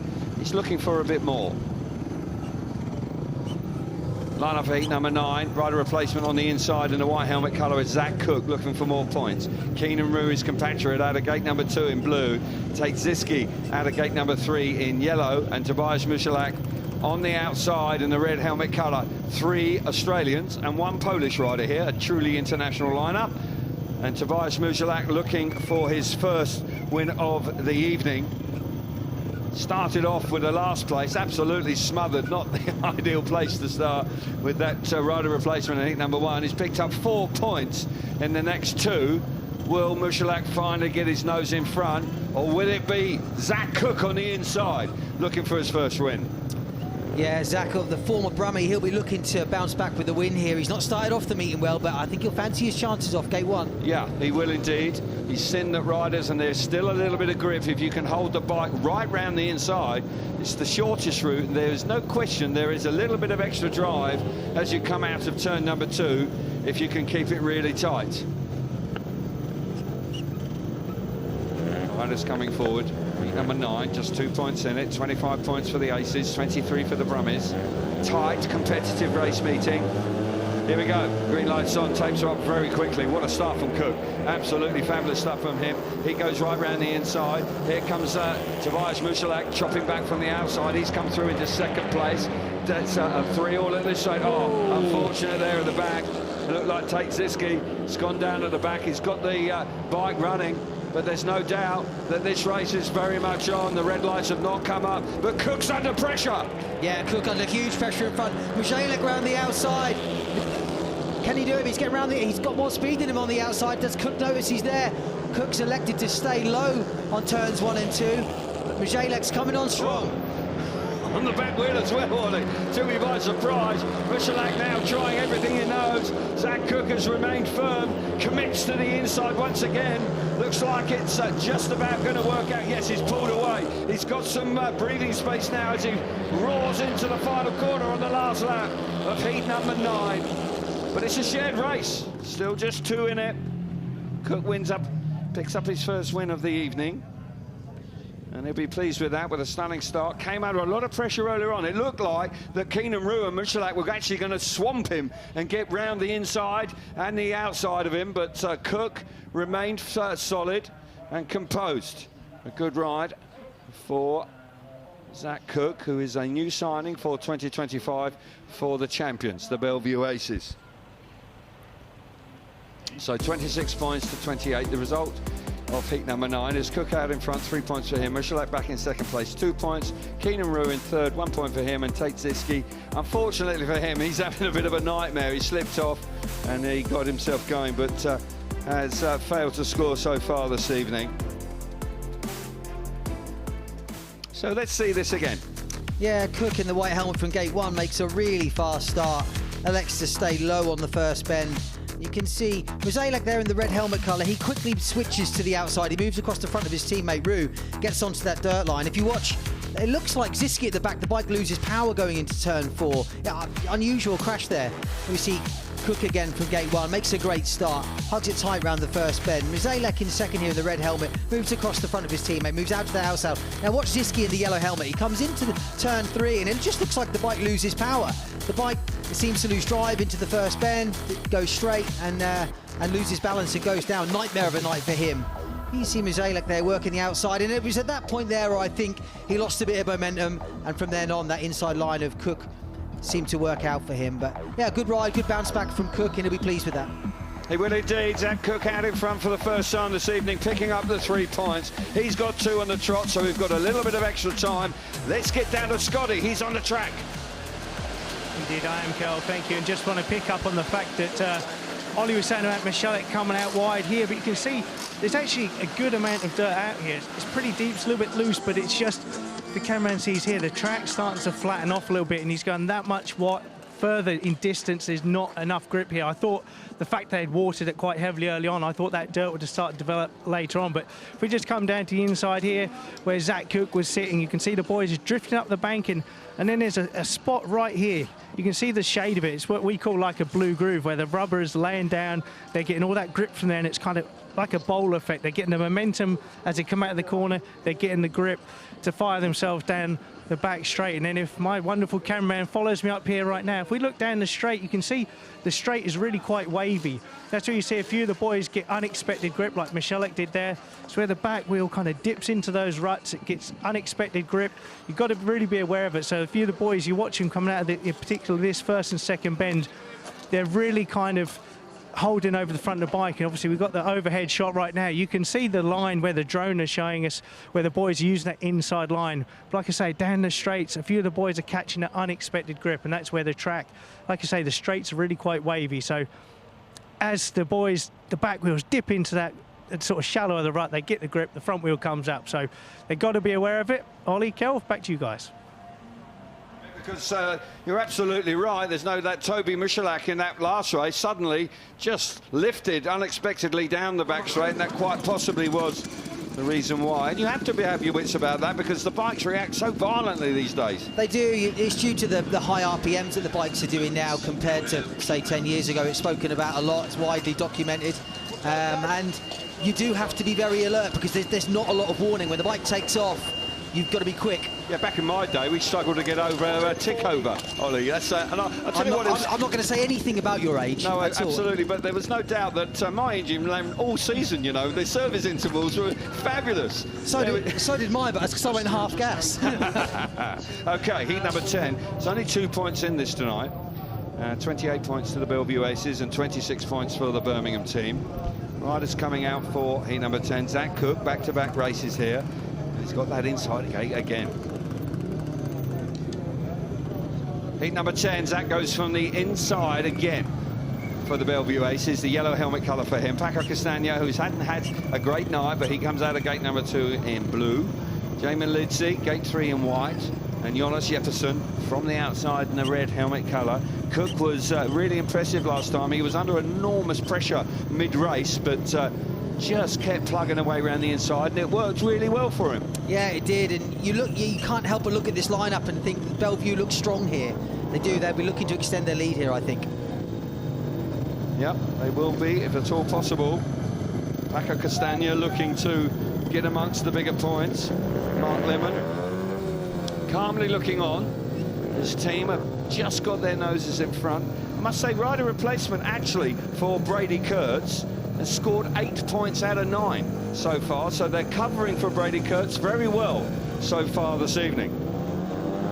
So heat number 10 coming towards the latter stages of the evening. Tapes are up, we're underway, we're into the first turn, and it's the Belle Vue pair that hit themselves to the front, coming out the inside of Castagna, but it's covered by Cook. Round the outside is Lidsey. The Belle Vue Aces, as you rightly said, Ollie, they were strong on paper and they fired themselves to the front, coming through into third place in the red helmet colour. Certainly he's coming on strong. Is Jeppersen. Jeppersen really showing some good speed in third place. Yeah, Jeppersen using that outside line. He's putting Cook under immense pressure. He's switching back to the inside. Can he dive up the inside? He has. He's dived up the inside into turn 1. Huge move into turn 1. Oh, Cook nearly went down. Really tough move there from Jeppersen. Wow. I think they may well be having words afterwards, I would suggest, because that was a ruthless move from Jonas Jeppersen. We're into the final lap. David Lim says, oh, he's packed up. Zach Cook's back in the points. Oh, that's desperate. Desperate for Jeppersen. But out in front, Jamin Lidsey, who's missed all the fireworks that went on behind. Zach Cook, that was a minor miracle he stayed upright, because the way that Jeppersen came charging up the inside on that blue groove, no doubt that was going to get very close indeed. Jeppersen had a problem. He's under power and he has finished the race, but he's out of the points. But a really dramatic heat number 10. And in the conclusion, it was a heat advantage for the Belle Vue Aces, and they move into a 4-point lead at the conclusion of heat number 10. Dramatic race. Lidsey looking good out in front, but the battle for second and third, I tell you what, when we see it again, you'll see exactly how tight that was. Lidsey out in front, 3 points for him. Castagna back in second place, 2 points. 1 point for Zach Cook in third, and Jonas Jeppersen misses out in heat number 10. Well, looking forward to seeing this again, because this was, fireworks. Yeah, really good start there from Lidsey. I have to point that out. From gate 3, no one's made it from there all night. Textbook start from him. Really classy, perfect technique. He gets clear. Now at the back, you see Zach Cook, he's in second place. And for a lap, he looked okay. And then Jeppersen in the red helmet starts to build his speed up on the outside of Cook. And hopefully we'll see. Here we see, going into this is turn 3 and 4. Jeppersen onto the outside, he's out in that dirt line. He now turns the bike back and lines up a huge dive bomb on Cook. Cook looks over his right shoulder, he's not there. Jeppersen goes across gate 2. Huge dive bomb into turn 1. And to be honest, Jeppersen's lucky to stay on himself, let alone Cook stay on. So Cook's hit the fence there. Cook's hit the fence in the apex of the corner. You see the shake of the head from Cook there. He's not happy with that at all. No, he'll be possibly having a polite word with him about that move.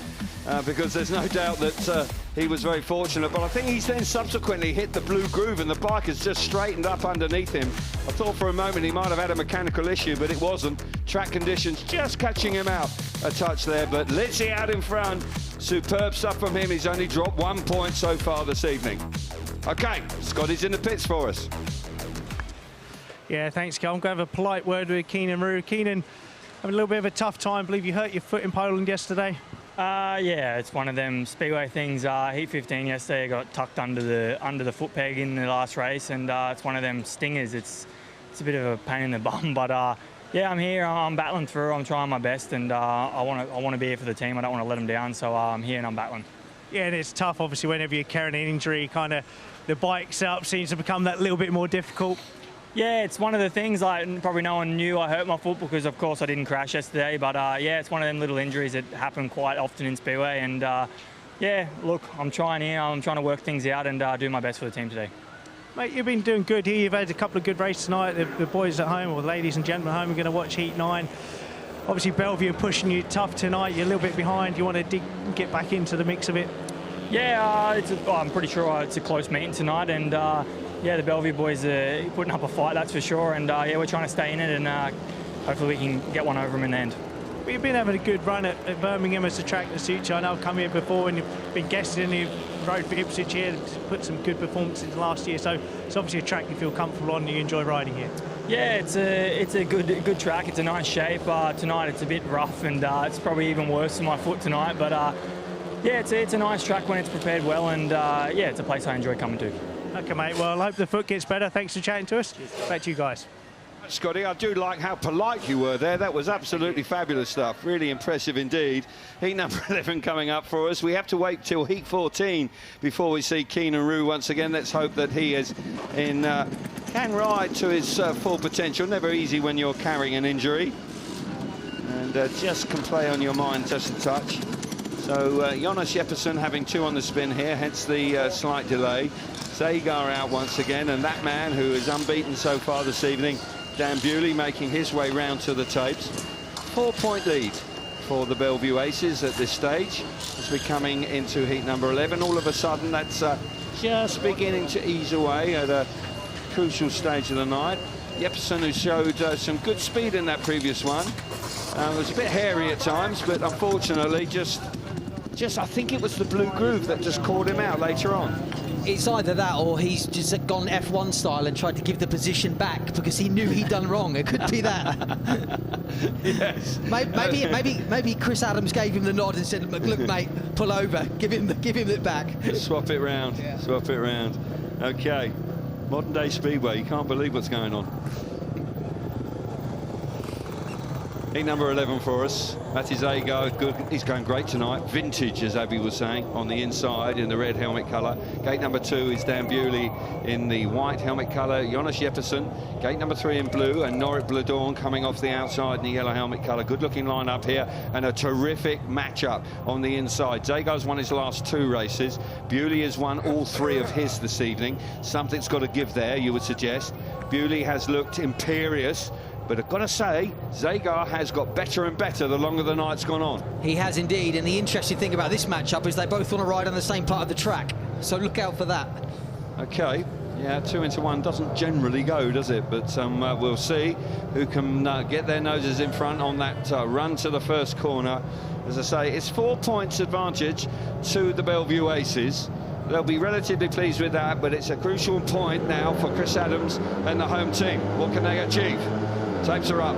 It's a great start from Zagar. He's going to get there. Bewley elects to go right back to the inside. Zagar's gone very wide. Here come the Birmingham riders. Jeppesen, what a move from him. He was in all sorts of drama in the previous race, but Jeppesen has done a brilliant move there to get the better of Bewley. And Zagar coming around the outside. Oh, this is great news for the home team. What a battling display from the Danish rider initially, and Zagar's pounced as well. Yeah, excellent lap from the Birmingham boys. Zagar elected to run high on the first bend, built his momentum up, but now Bewley in 3rd place. He's putting Jeppesen under immense pressure. He's gone wide into turn 1. He cuts back up the inside. Oh, if the bike lifts, he dives up the inside of Jeppesen. Amazing bike control from Dan Bewley. Dan Bewley on the back wheel as he passed Jeppesen. Jeppesen trying to come back at him. Zagar's just stolen a march on the opposition. Problems at the back for, well, I think it's Norit Bladorn. It is. Bladorn's out of the race, but Zagar out in front, and a heat advantage to the Birmingham team, and they close into 2 points.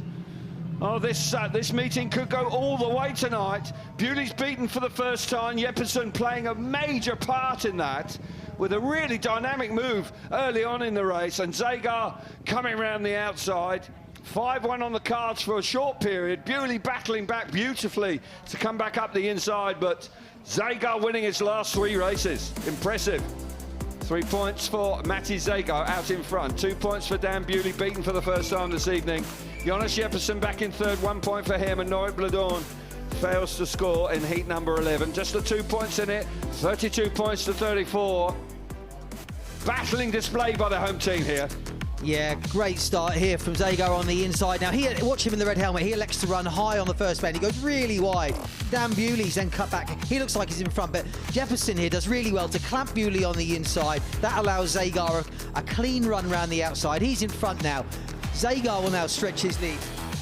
Here we see again Jeppesen in the blue helmet colour. Him and Bewley are battling from the off. Zagar's out on that outside line. Jeppesen, he clamps Bewley on the inside here on turns 3 and 4, allowing Zagar a clear run on the outside, which he's grateful for. Says thank you very much and clears off in the lead. Bewley in third place now. He's here. Great textbook cutback from Bewley in the white helmet. Goes in wide, cuts back, bike lifts, foot off the foot peg. Wouldn't call that textbook. Not in my day, not in your day, Kelvin, either. But great bike control. Yeah, terrific bike control from Dan Bewley, but a big result for the home team. Abby, you're down there. Yeah, I'm down there and I'm in the thick of it. So many of the riders just huddled round the TV screen here to watch back that race. There's lots of action here in the pits. There's lots of exchange after that strong move on Zach Cook. It was Matti Zagar here that just went 10 points for Zach Cook for staying on the bike. It's all happening. The hashtag is Birbal. We'll see you after this.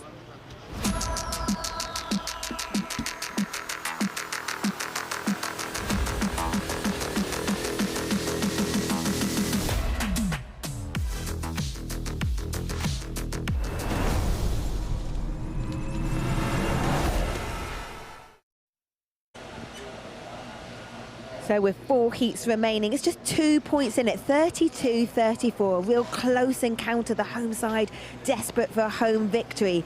Scully's been working hard tonight, and he's with Dan Bewley, who just lost his first point of the evening against Matti Zagar. Scully. Yeah, thanks, Abby. Dan just having a little scrub of himself down, just getting himself ready. First points dropped there, mate. It's not nice having that dirt on you, is it? I don't mind it, but no, it's cool. Yeah, I haven't really rode here very much. It's quite a cool little track. Just say, you said before the meeting you haven't ridden here much, but it certainly doesn't look like it. Been in impeccable form. No, it's been all right, but scoreline's pretty close. Yeah, just try and get as many points as we can. Yeah, it's just 2 in it. Got a little bit tight in that last one there. Yeah, I think I lifted a little bit off the start, and then inside didn't quite work for me the first corner.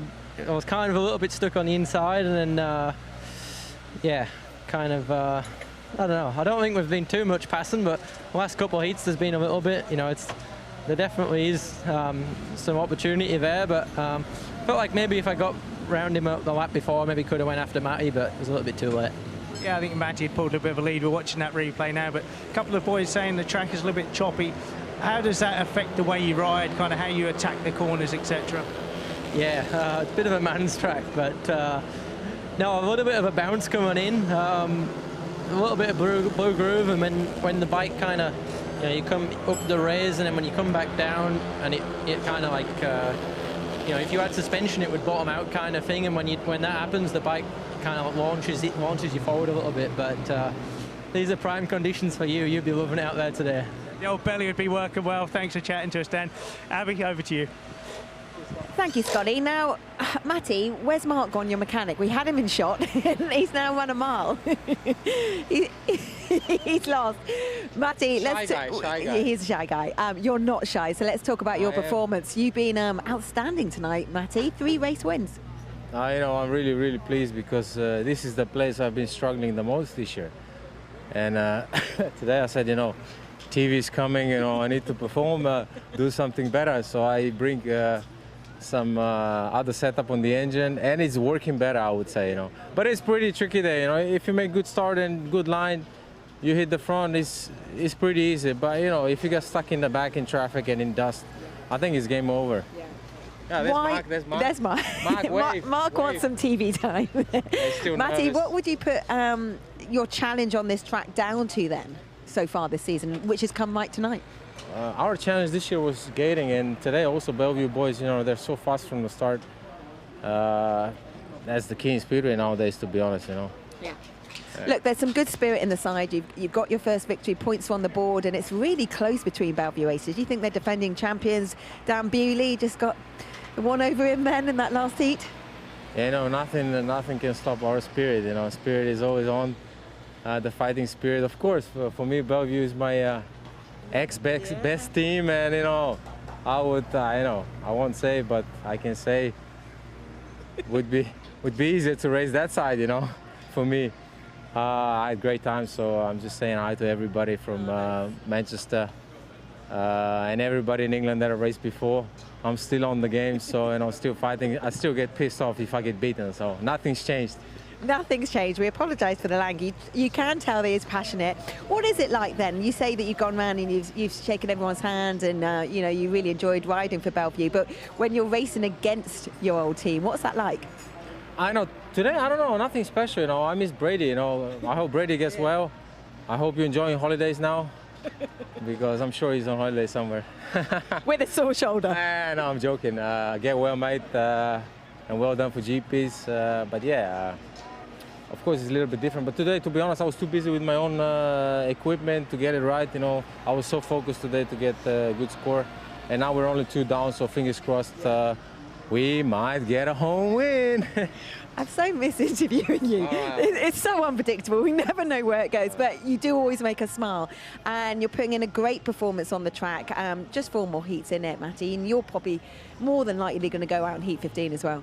Don't put pressure on me, Abby, you know. We don't like that, you know. You're good under pressure. Take it easy and win heats, you know. You can wish me that. Matty, always good to chat. Thank you so much. Good luck for the rest of the meeting. Cowvolley, what do you say? Well, have a breather, Abby, because that was quite intense. And as you say, you went down several different streets there, and it was really quite entertaining indeed. So we've still got a little bit of a delay while the track has been... Oh, there's an IPP, British Speedway, Leicester v Sheffield. That's next Monday at 7:30, not AM, it's PM. It will be live. If you watch it at AM, I don't think it'll be on, but it's 7:30 PM live next Monday. Leicester v Sheffield should be a smashing meeting. So, heat number 12, riders coming back out on track. And 2 points in it. It's a tight night, and Michalak back out here for another ride. He hasn't won a race yet, has he, Tobias Michalak? But he'll be very keen to try and get his nose in front here. But the fast-starting Jamin Lidsey is not going to be an easy nut to crack. No, he's not, but he's probably got the least favoured gate of them all, gate 4, so it'll be interesting to see what magic he can work from there. Looks like Mulford's come in yellow as a rider replacement, or a reserve replacement for Tate Ziske. Well, you can understand that. Tate Ziske has had a tough night. So you line up for heat number 12. Is Tobias Michalak is going from the inside in the red helmet colour. It does say Tate Ziske, but it's quite possibly Jake Mulford that's coming out of gate 2.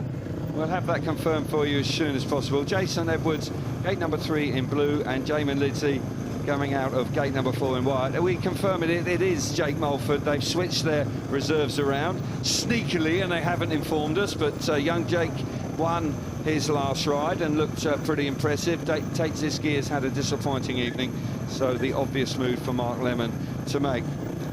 So there's just the 2 points in it. Oh, here we go, we'll do it again. Tobias Michalak on the inside, Jake Mulford's out in gate number 2 in yellow, and Jason Evans in gate 3 in blue. Jamin Lidsey off the outside in the white helmet colour. Got there in the end, lovely. You're right, Jamin Lidsey though, he came out of gate 3 and made a fantastic start last time, so he is the man to make starts where you can't make starts and defy the odds. He's there, number 3 on his back. He's had a smashing night so far. He's only dropped a point. Here we go, heat number 12.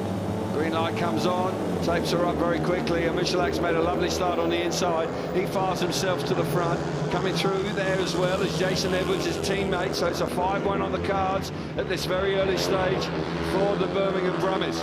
Coming round the outside is Jamie Lindsay back in third place, but this is good news.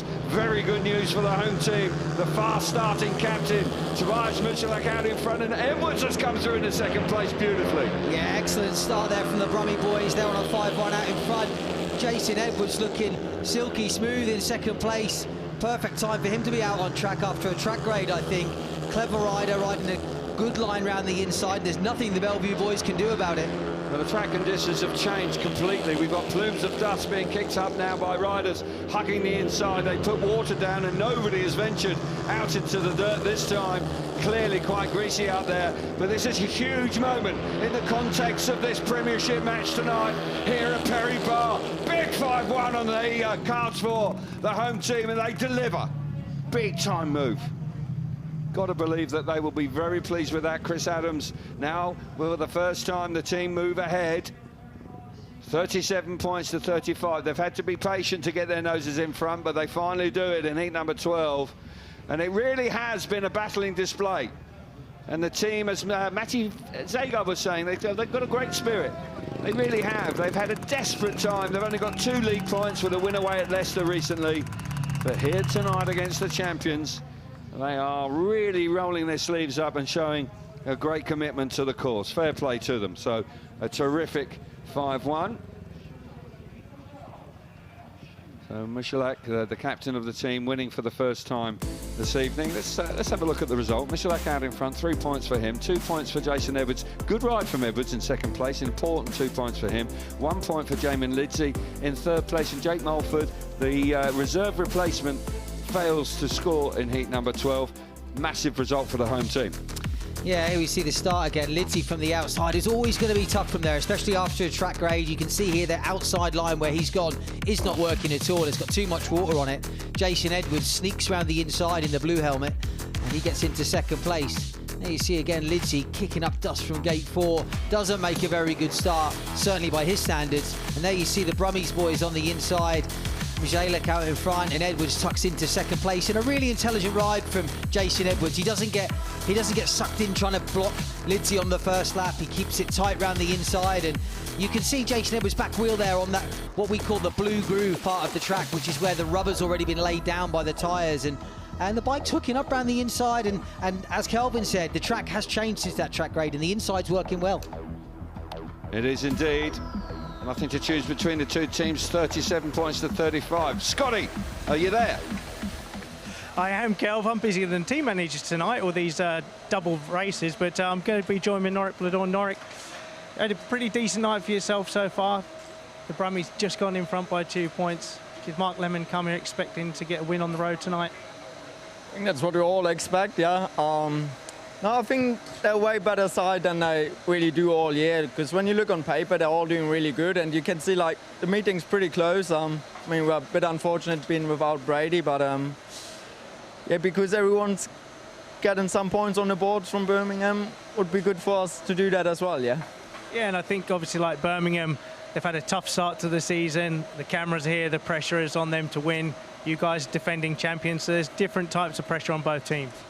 Oh yeah, for sure. I mean, on the other side, I think it's quite good for Birmingham if they kind of finish off strong, because such a shame it closes down end of the season. Really nice club, really nice track, so bit of a shame, but for sure for us it's more important to get the win on the board, that's for sure. Yeah, it certainly is. Well, thanks for chatting to us, Norwich. Best of luck. Back to you guys. Yeah, good to hear from Norwich Bladorn. And we've got a couple of changes here in heat number 13. We've got Paco Castagna coming out as a rider replacement ride for Michael Jepsen-Jensen. Matty Zagar will be his partner for heat number 13. Diamond Lidsey having 2 rides on the trot. He had a third place in heat number 12, looking for better. He'll go from gate number 3, where he's made a fabulous start the last time he had that. And Dan Bewley off the inside gate. Belle Vue Aces looking to bounce back in heat 13. Massive moments, tense times, with just 3 races to go this evening. It's been a competitive night. The track has changed dramatically through the evening. It really has. Too wet to begin with. Then it dried out, and then it was a bit greasy just then. riders having to be really sharp about where they ride. There's a big blue groove on the entrance to turn number 1. Heat number 13, crucial moments in the context of the match. Dan Bewley off the inside in the white helmet colour. Gate number 2 in red is Paco Castagna, rider replacement for the home team. Jamin Lidsley out of gate number 3 in yellow, rider replacement for the Belle Vue Aces. And off the outside is Matty Zagar in the blue helmet colour. Gate 4 really has been a challenge tonight. Zagar, who has been in sparkling form this evening, he has only dropped just 1 point from his 4 outings. Heat 13, gate number 4 for Zagar. Well, can he get round the outside? Has the track dried sufficiently for that line to work again?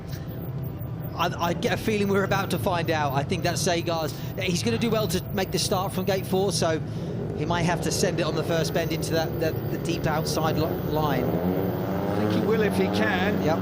Here we go then.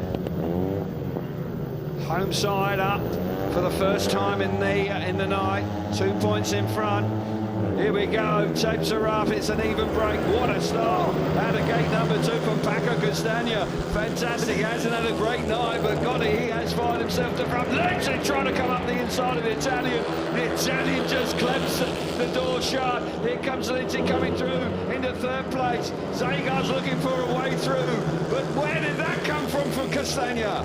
Massive turn up for the books there with Paco Castagna. Brilliant start off of gate 2. He controls the race.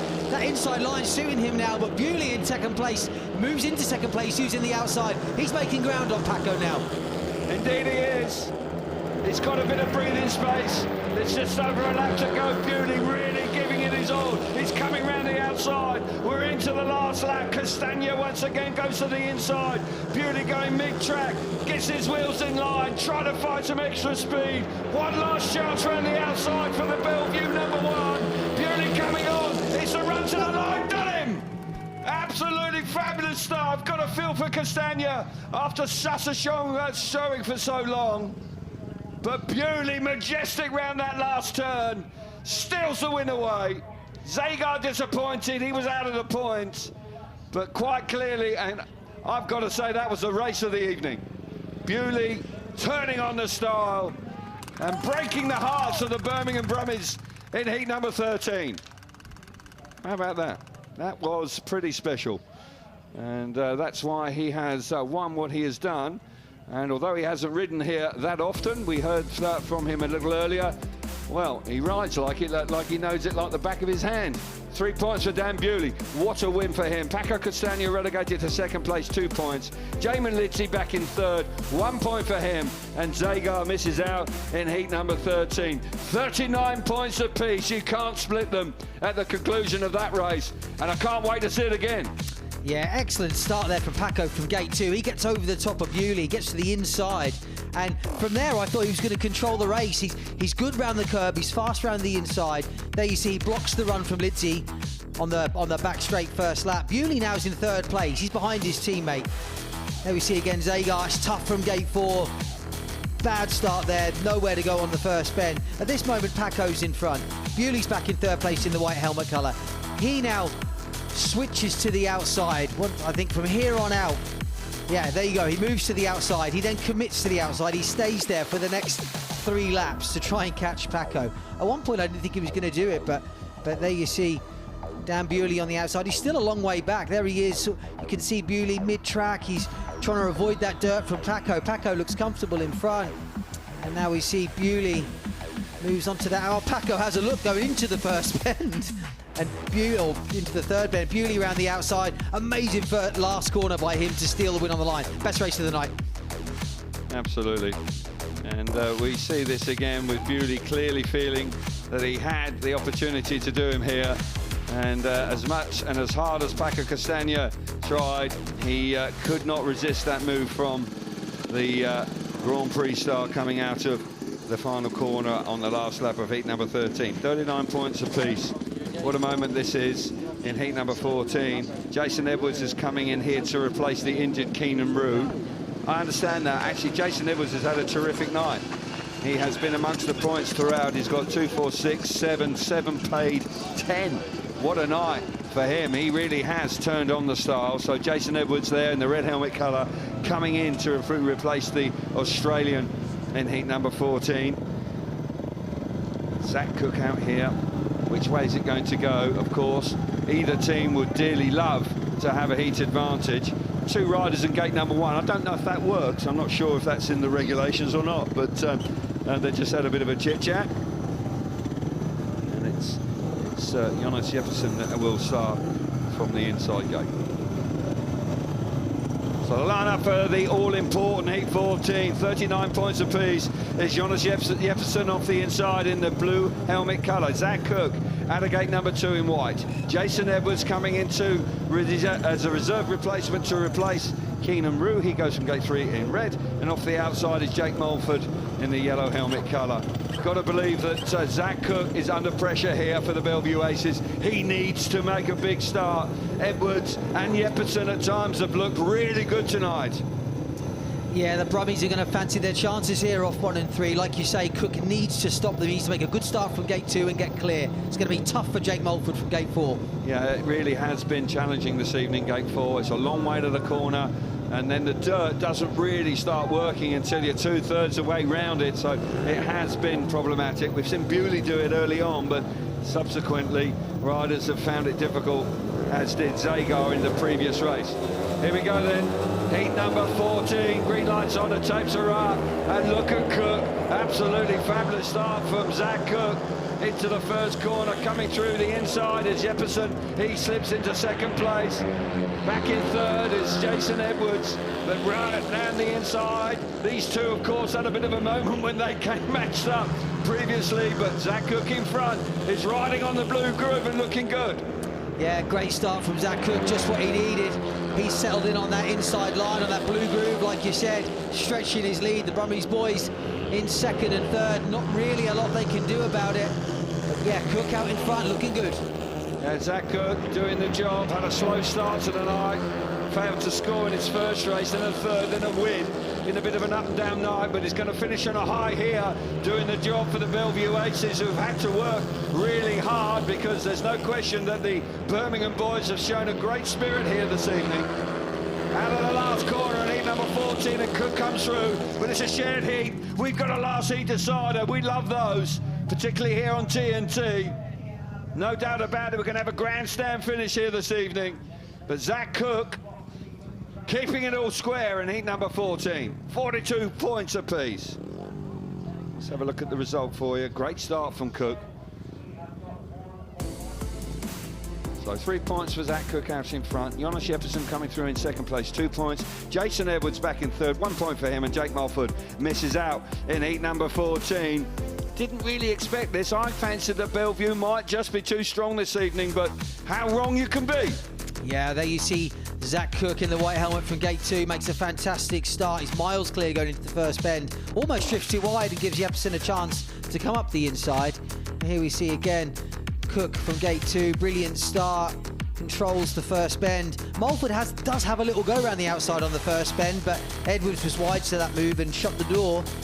From then on, Zach Cook looked really good in front and just pulled away.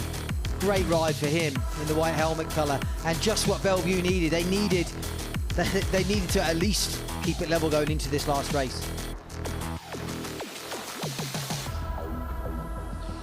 Okay, right, one more race to go. Let's get some more reaction with Abby. Okay, I'm just down here in the pit seeing what's going on. The Brummies side tonight have really just battled hard, and they've really pitched in and helped each other out. We've got 1 heat remaining, and it's a last heat decider, and this is your last chance to get those questions into Scotty using that hashtag. Belle, see you after this.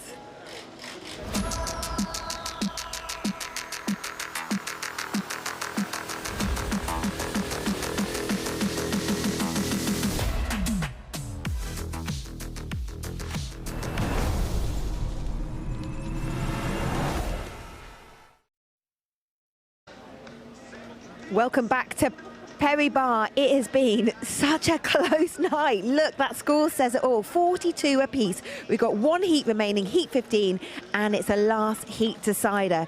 We've had the team discussion with Chris Adams and his boys. Who are they going to pick in heat 15? Let's hand over to Scott to find out. Yeah, thanks, Abby. Everybody loves the last heat decider apart from riders and team managers. I'll come to Belle Vue team manager first, Mark Lemon.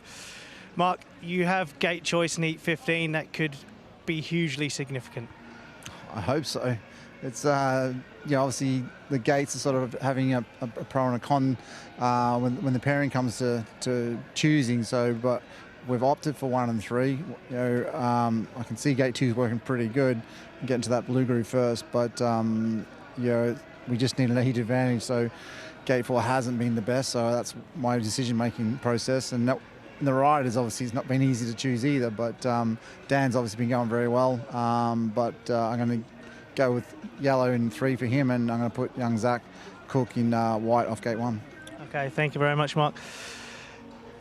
Over to you. You've Belle Vue got the gate choice, but you must be hugely impressed with how the boys have performed tonight. I have, considering we're in a patched-up team. We've got Keenan who's struggling with his foot. We've hung in there, and it's all to play for in the last one. You mentioned earlier about the morale and the spirit within the team, and I stand here and watch you boys. I have to say there is something quite special about the morale between you boys.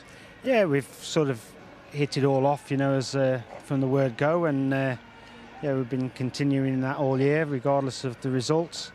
We've let's just see what the next thing. Hopefully, the morale will be picked up a bit more after this last race. Well, let's hope so. It is a last heat decider. You have gates 2 and 4. Can you tell us which ride you're going with, please? Yeah, I'm going to go with Matty Zagar in red, gate 2, and Toby, gate 4 in blue. Okay, thank you very much. Well, best of luck, guys. Back to you. Wow, it's all down to this last heat. Couldn't get more exciting. We've got so much sport to enjoy on the channel. We've got every ace, every tiebreak, every match live from the clay courts of Roland Garros up until the 8th of June. Mark your cards for this Friday. It's round 8 of MotoGP. Will there be more adrenaline-fueled will-to-will racing from Motorland Aragon?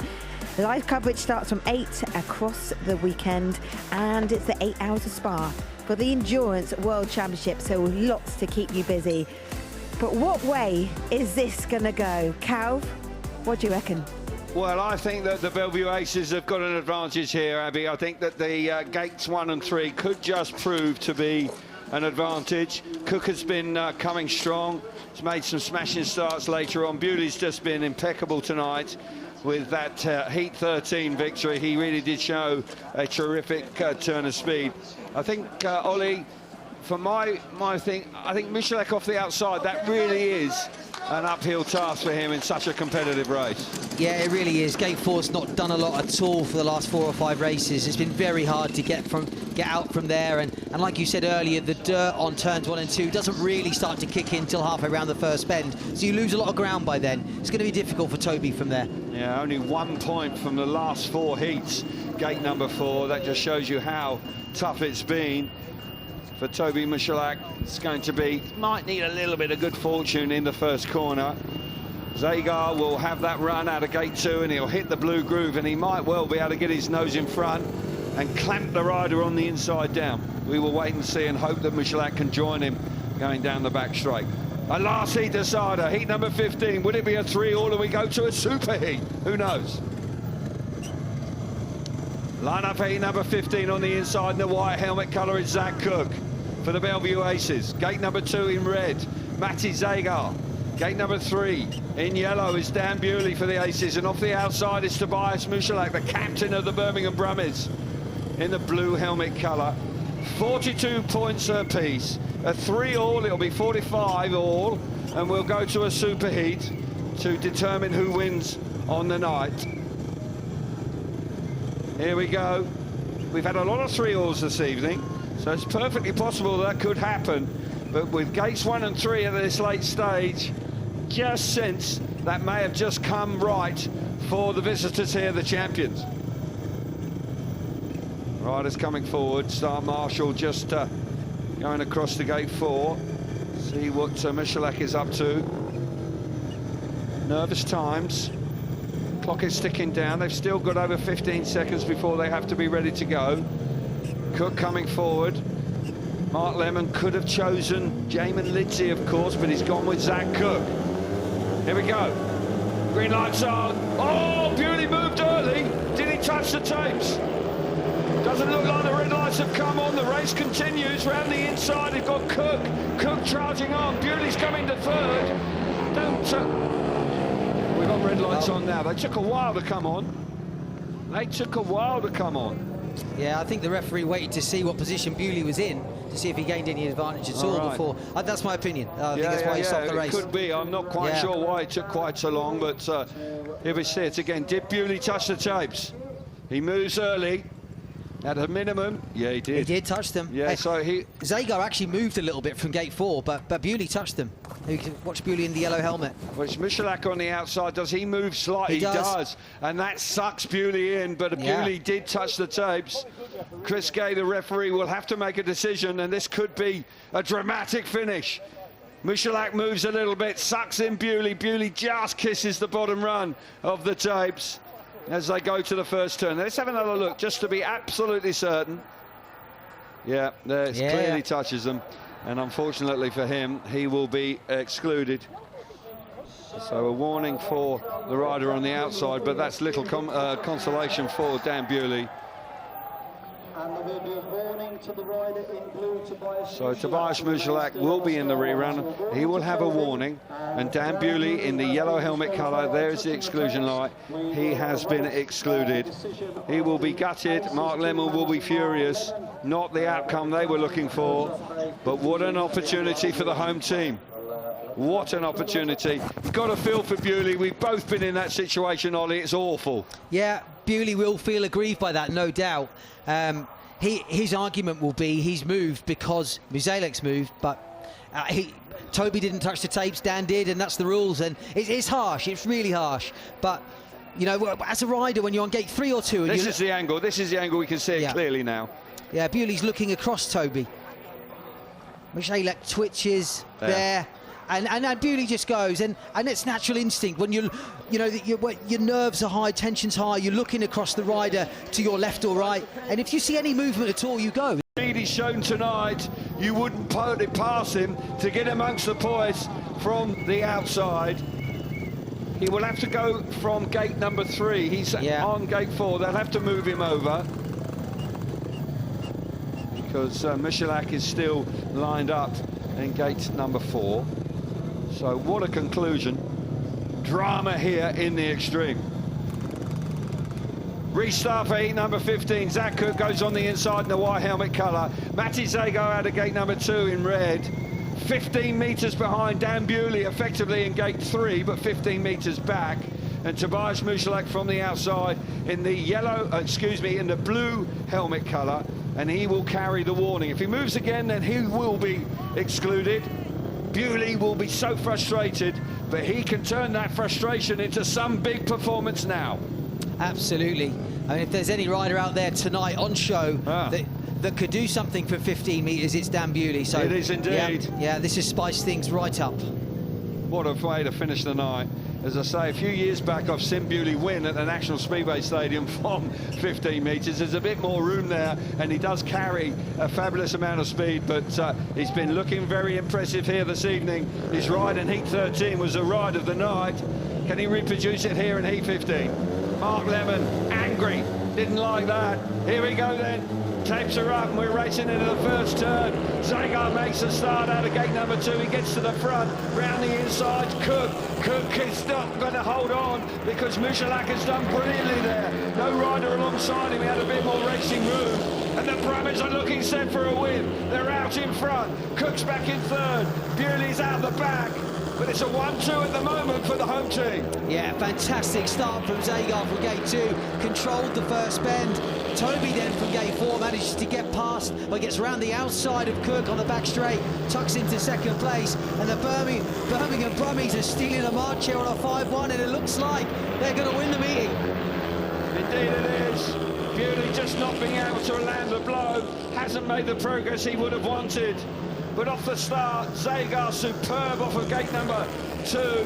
Hit the front. Michalak, with a bit more racing room on the run to the first turn, was able to get the better of Zach Cook. And the Birmingham Brummies win at home for the first time in 2025. They won away on Bank Holiday Monday at Leicester, and they back it up tonight. Chris Adams was talking about that coming into tonight. He didn't want it to be a one-off, and his team have come through in flying colours up against the champions here tonight. Many congratulations to them. Smashing, super performance. And Zagar certainly playing his part. He missed out in heat 13, but he produced a fabulous start there in heat number 15 to come through. And this team, who have had a terrible run of form, all of a sudden have won 2 consecutive race meetings, and there were big smiles all around. Terrific stuff, and you can understand their joy when they've had such a tough time. Yeah, really tough start to the season for the Birmingham Brummies, but in the last week or so they've really turned it around. Zagar out in front, what a ride from him, 3 points for him. Mushalak somehow got around the outside of Cook. He came through into 2nd place. Zach Cook back in 3rd, 1 point for him, and Dan Bewley off 15 metres. Just couldn't quite land a blow here tonight. Brilliant stuff. A home win for the Birmingham Brummies. Here we go. Yeah, Matty Zagar here in the red helmet from gate 2 shows his experience there and his class to get over the top of Zach Cook. Blocks him into the first bend, and it allows Muzelak to build a bit of speed up and get into 2nd place. And as soon as he closed him off and shut that door, it really was game over. There we see again Zagar with a rocket of a start from gate 2. Gets over the front of Zach Cook. Muzelak, clever first bend, clever first lap to get around the outside of Cook. And from then on, Zagar just stretched his lead. Really, really good ride from the Birmingham boys, and they will be thrilled to have got their first home win of the season. There we see again Zagar looking class in front, really showing his class, showing his experience with a high pressure start there when it really mattered. Fabulous moment for Zagar and the team, of course, that he has joined this season. Had some visa issues earlier on, but he's back with a bang tonight. Let's get down to Abby. Thank you, yeah, and I'm just making sure I get out the way of Mark. Matty Zagar's mechanic, just getting the cap, that's important. What a meeting. Did we expect it to be so exciting, so competitive, so dramatic? It is a Brummie win. Like they said in the commentary, their first home victory of 2025. Stay with us. Here's that hashtag one more time, Berbel, and we'll join you after this.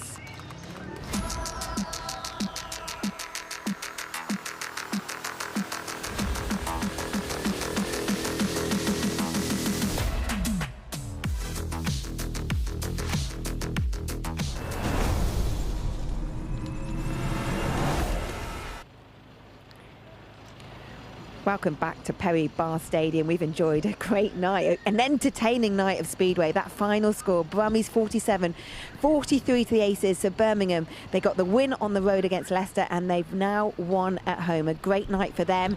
And this is what it means to the standings.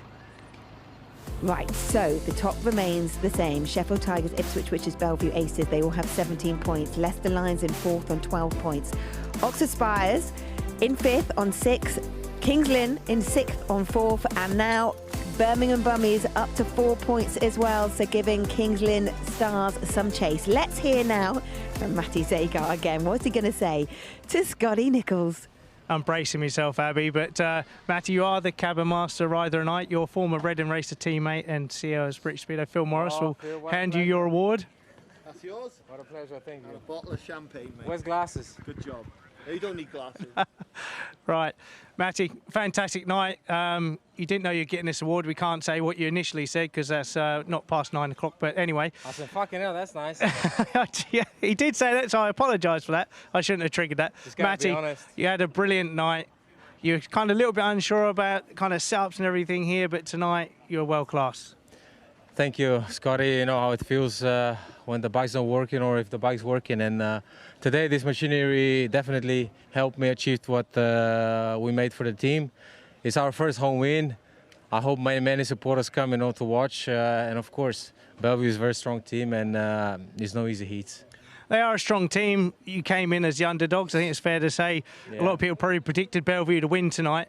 What does that do for you and the team kind of in terms of wanting to dig in and prove people wrong? You know what we got to do? We start with this and then we have to win the league, you know. It's easy. It is easy, but, you know, like Chris Adams, there's a brilliant morale within the team. You've had a great night tonight, had a blip in Heat 13, but going into Heat 15, Belle Vue had the preferred gate choice. What was the game plan going into Heat 15?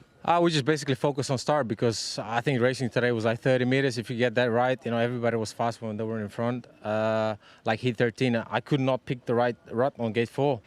And I was just in the back, and then I got dusted away, and I was just said, you know, basically a waste of time going around, you know, because no one's going to crash probably. They're all good riders. But in the end, yeah, heat 15, of course, you know, at last heat decider. We made, how would I say, many losses in last heats, but today I think everybody kind of grown up to this, you know, and more hunger. Last meeting also we won at Leicester. Of course, that gives you wings, and I hope we fly further.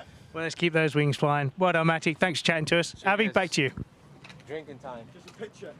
One word from Jason Edwards. We're just going down to the wire in the Gallagher Premiership. Rugby final is on. It's action-packed weekend as the top 4 teams collide.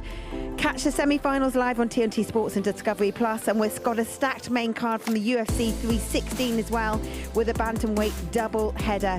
And British Speedway is back on Monday. Leicester take on Sheffield. Okay, you just did so well. We've got a very quick word before we go off air, but you've got paid 12. Nice. Yeah, and Birmingham winner meeting at home, first one of the year. Everyone's gone away happy, and I mean, I haven't heard the crowd be that loud all year. So do you know what I mean? Speedway's the winner tonight for us. Oh, such a good result, but you just do your job, and you do your job really well, and sometimes you go under the radar, and I'm glad to see you getting the limelight, under the spotlight, literally under the spotlight here. Yeah, it's a bright old light, isn't it? But no, like I say, it's always nice to do it on the telly. But like I say, for the main thing for Birmingham Speedway, obviously in the last year, do you know what I mean? We needed it. Yeah. So I know we're still last in the table, but we're on 4 and we're joint. So no, the only way's up. We've got to go off air. We will see you on Monday in Leicester. Bye for now.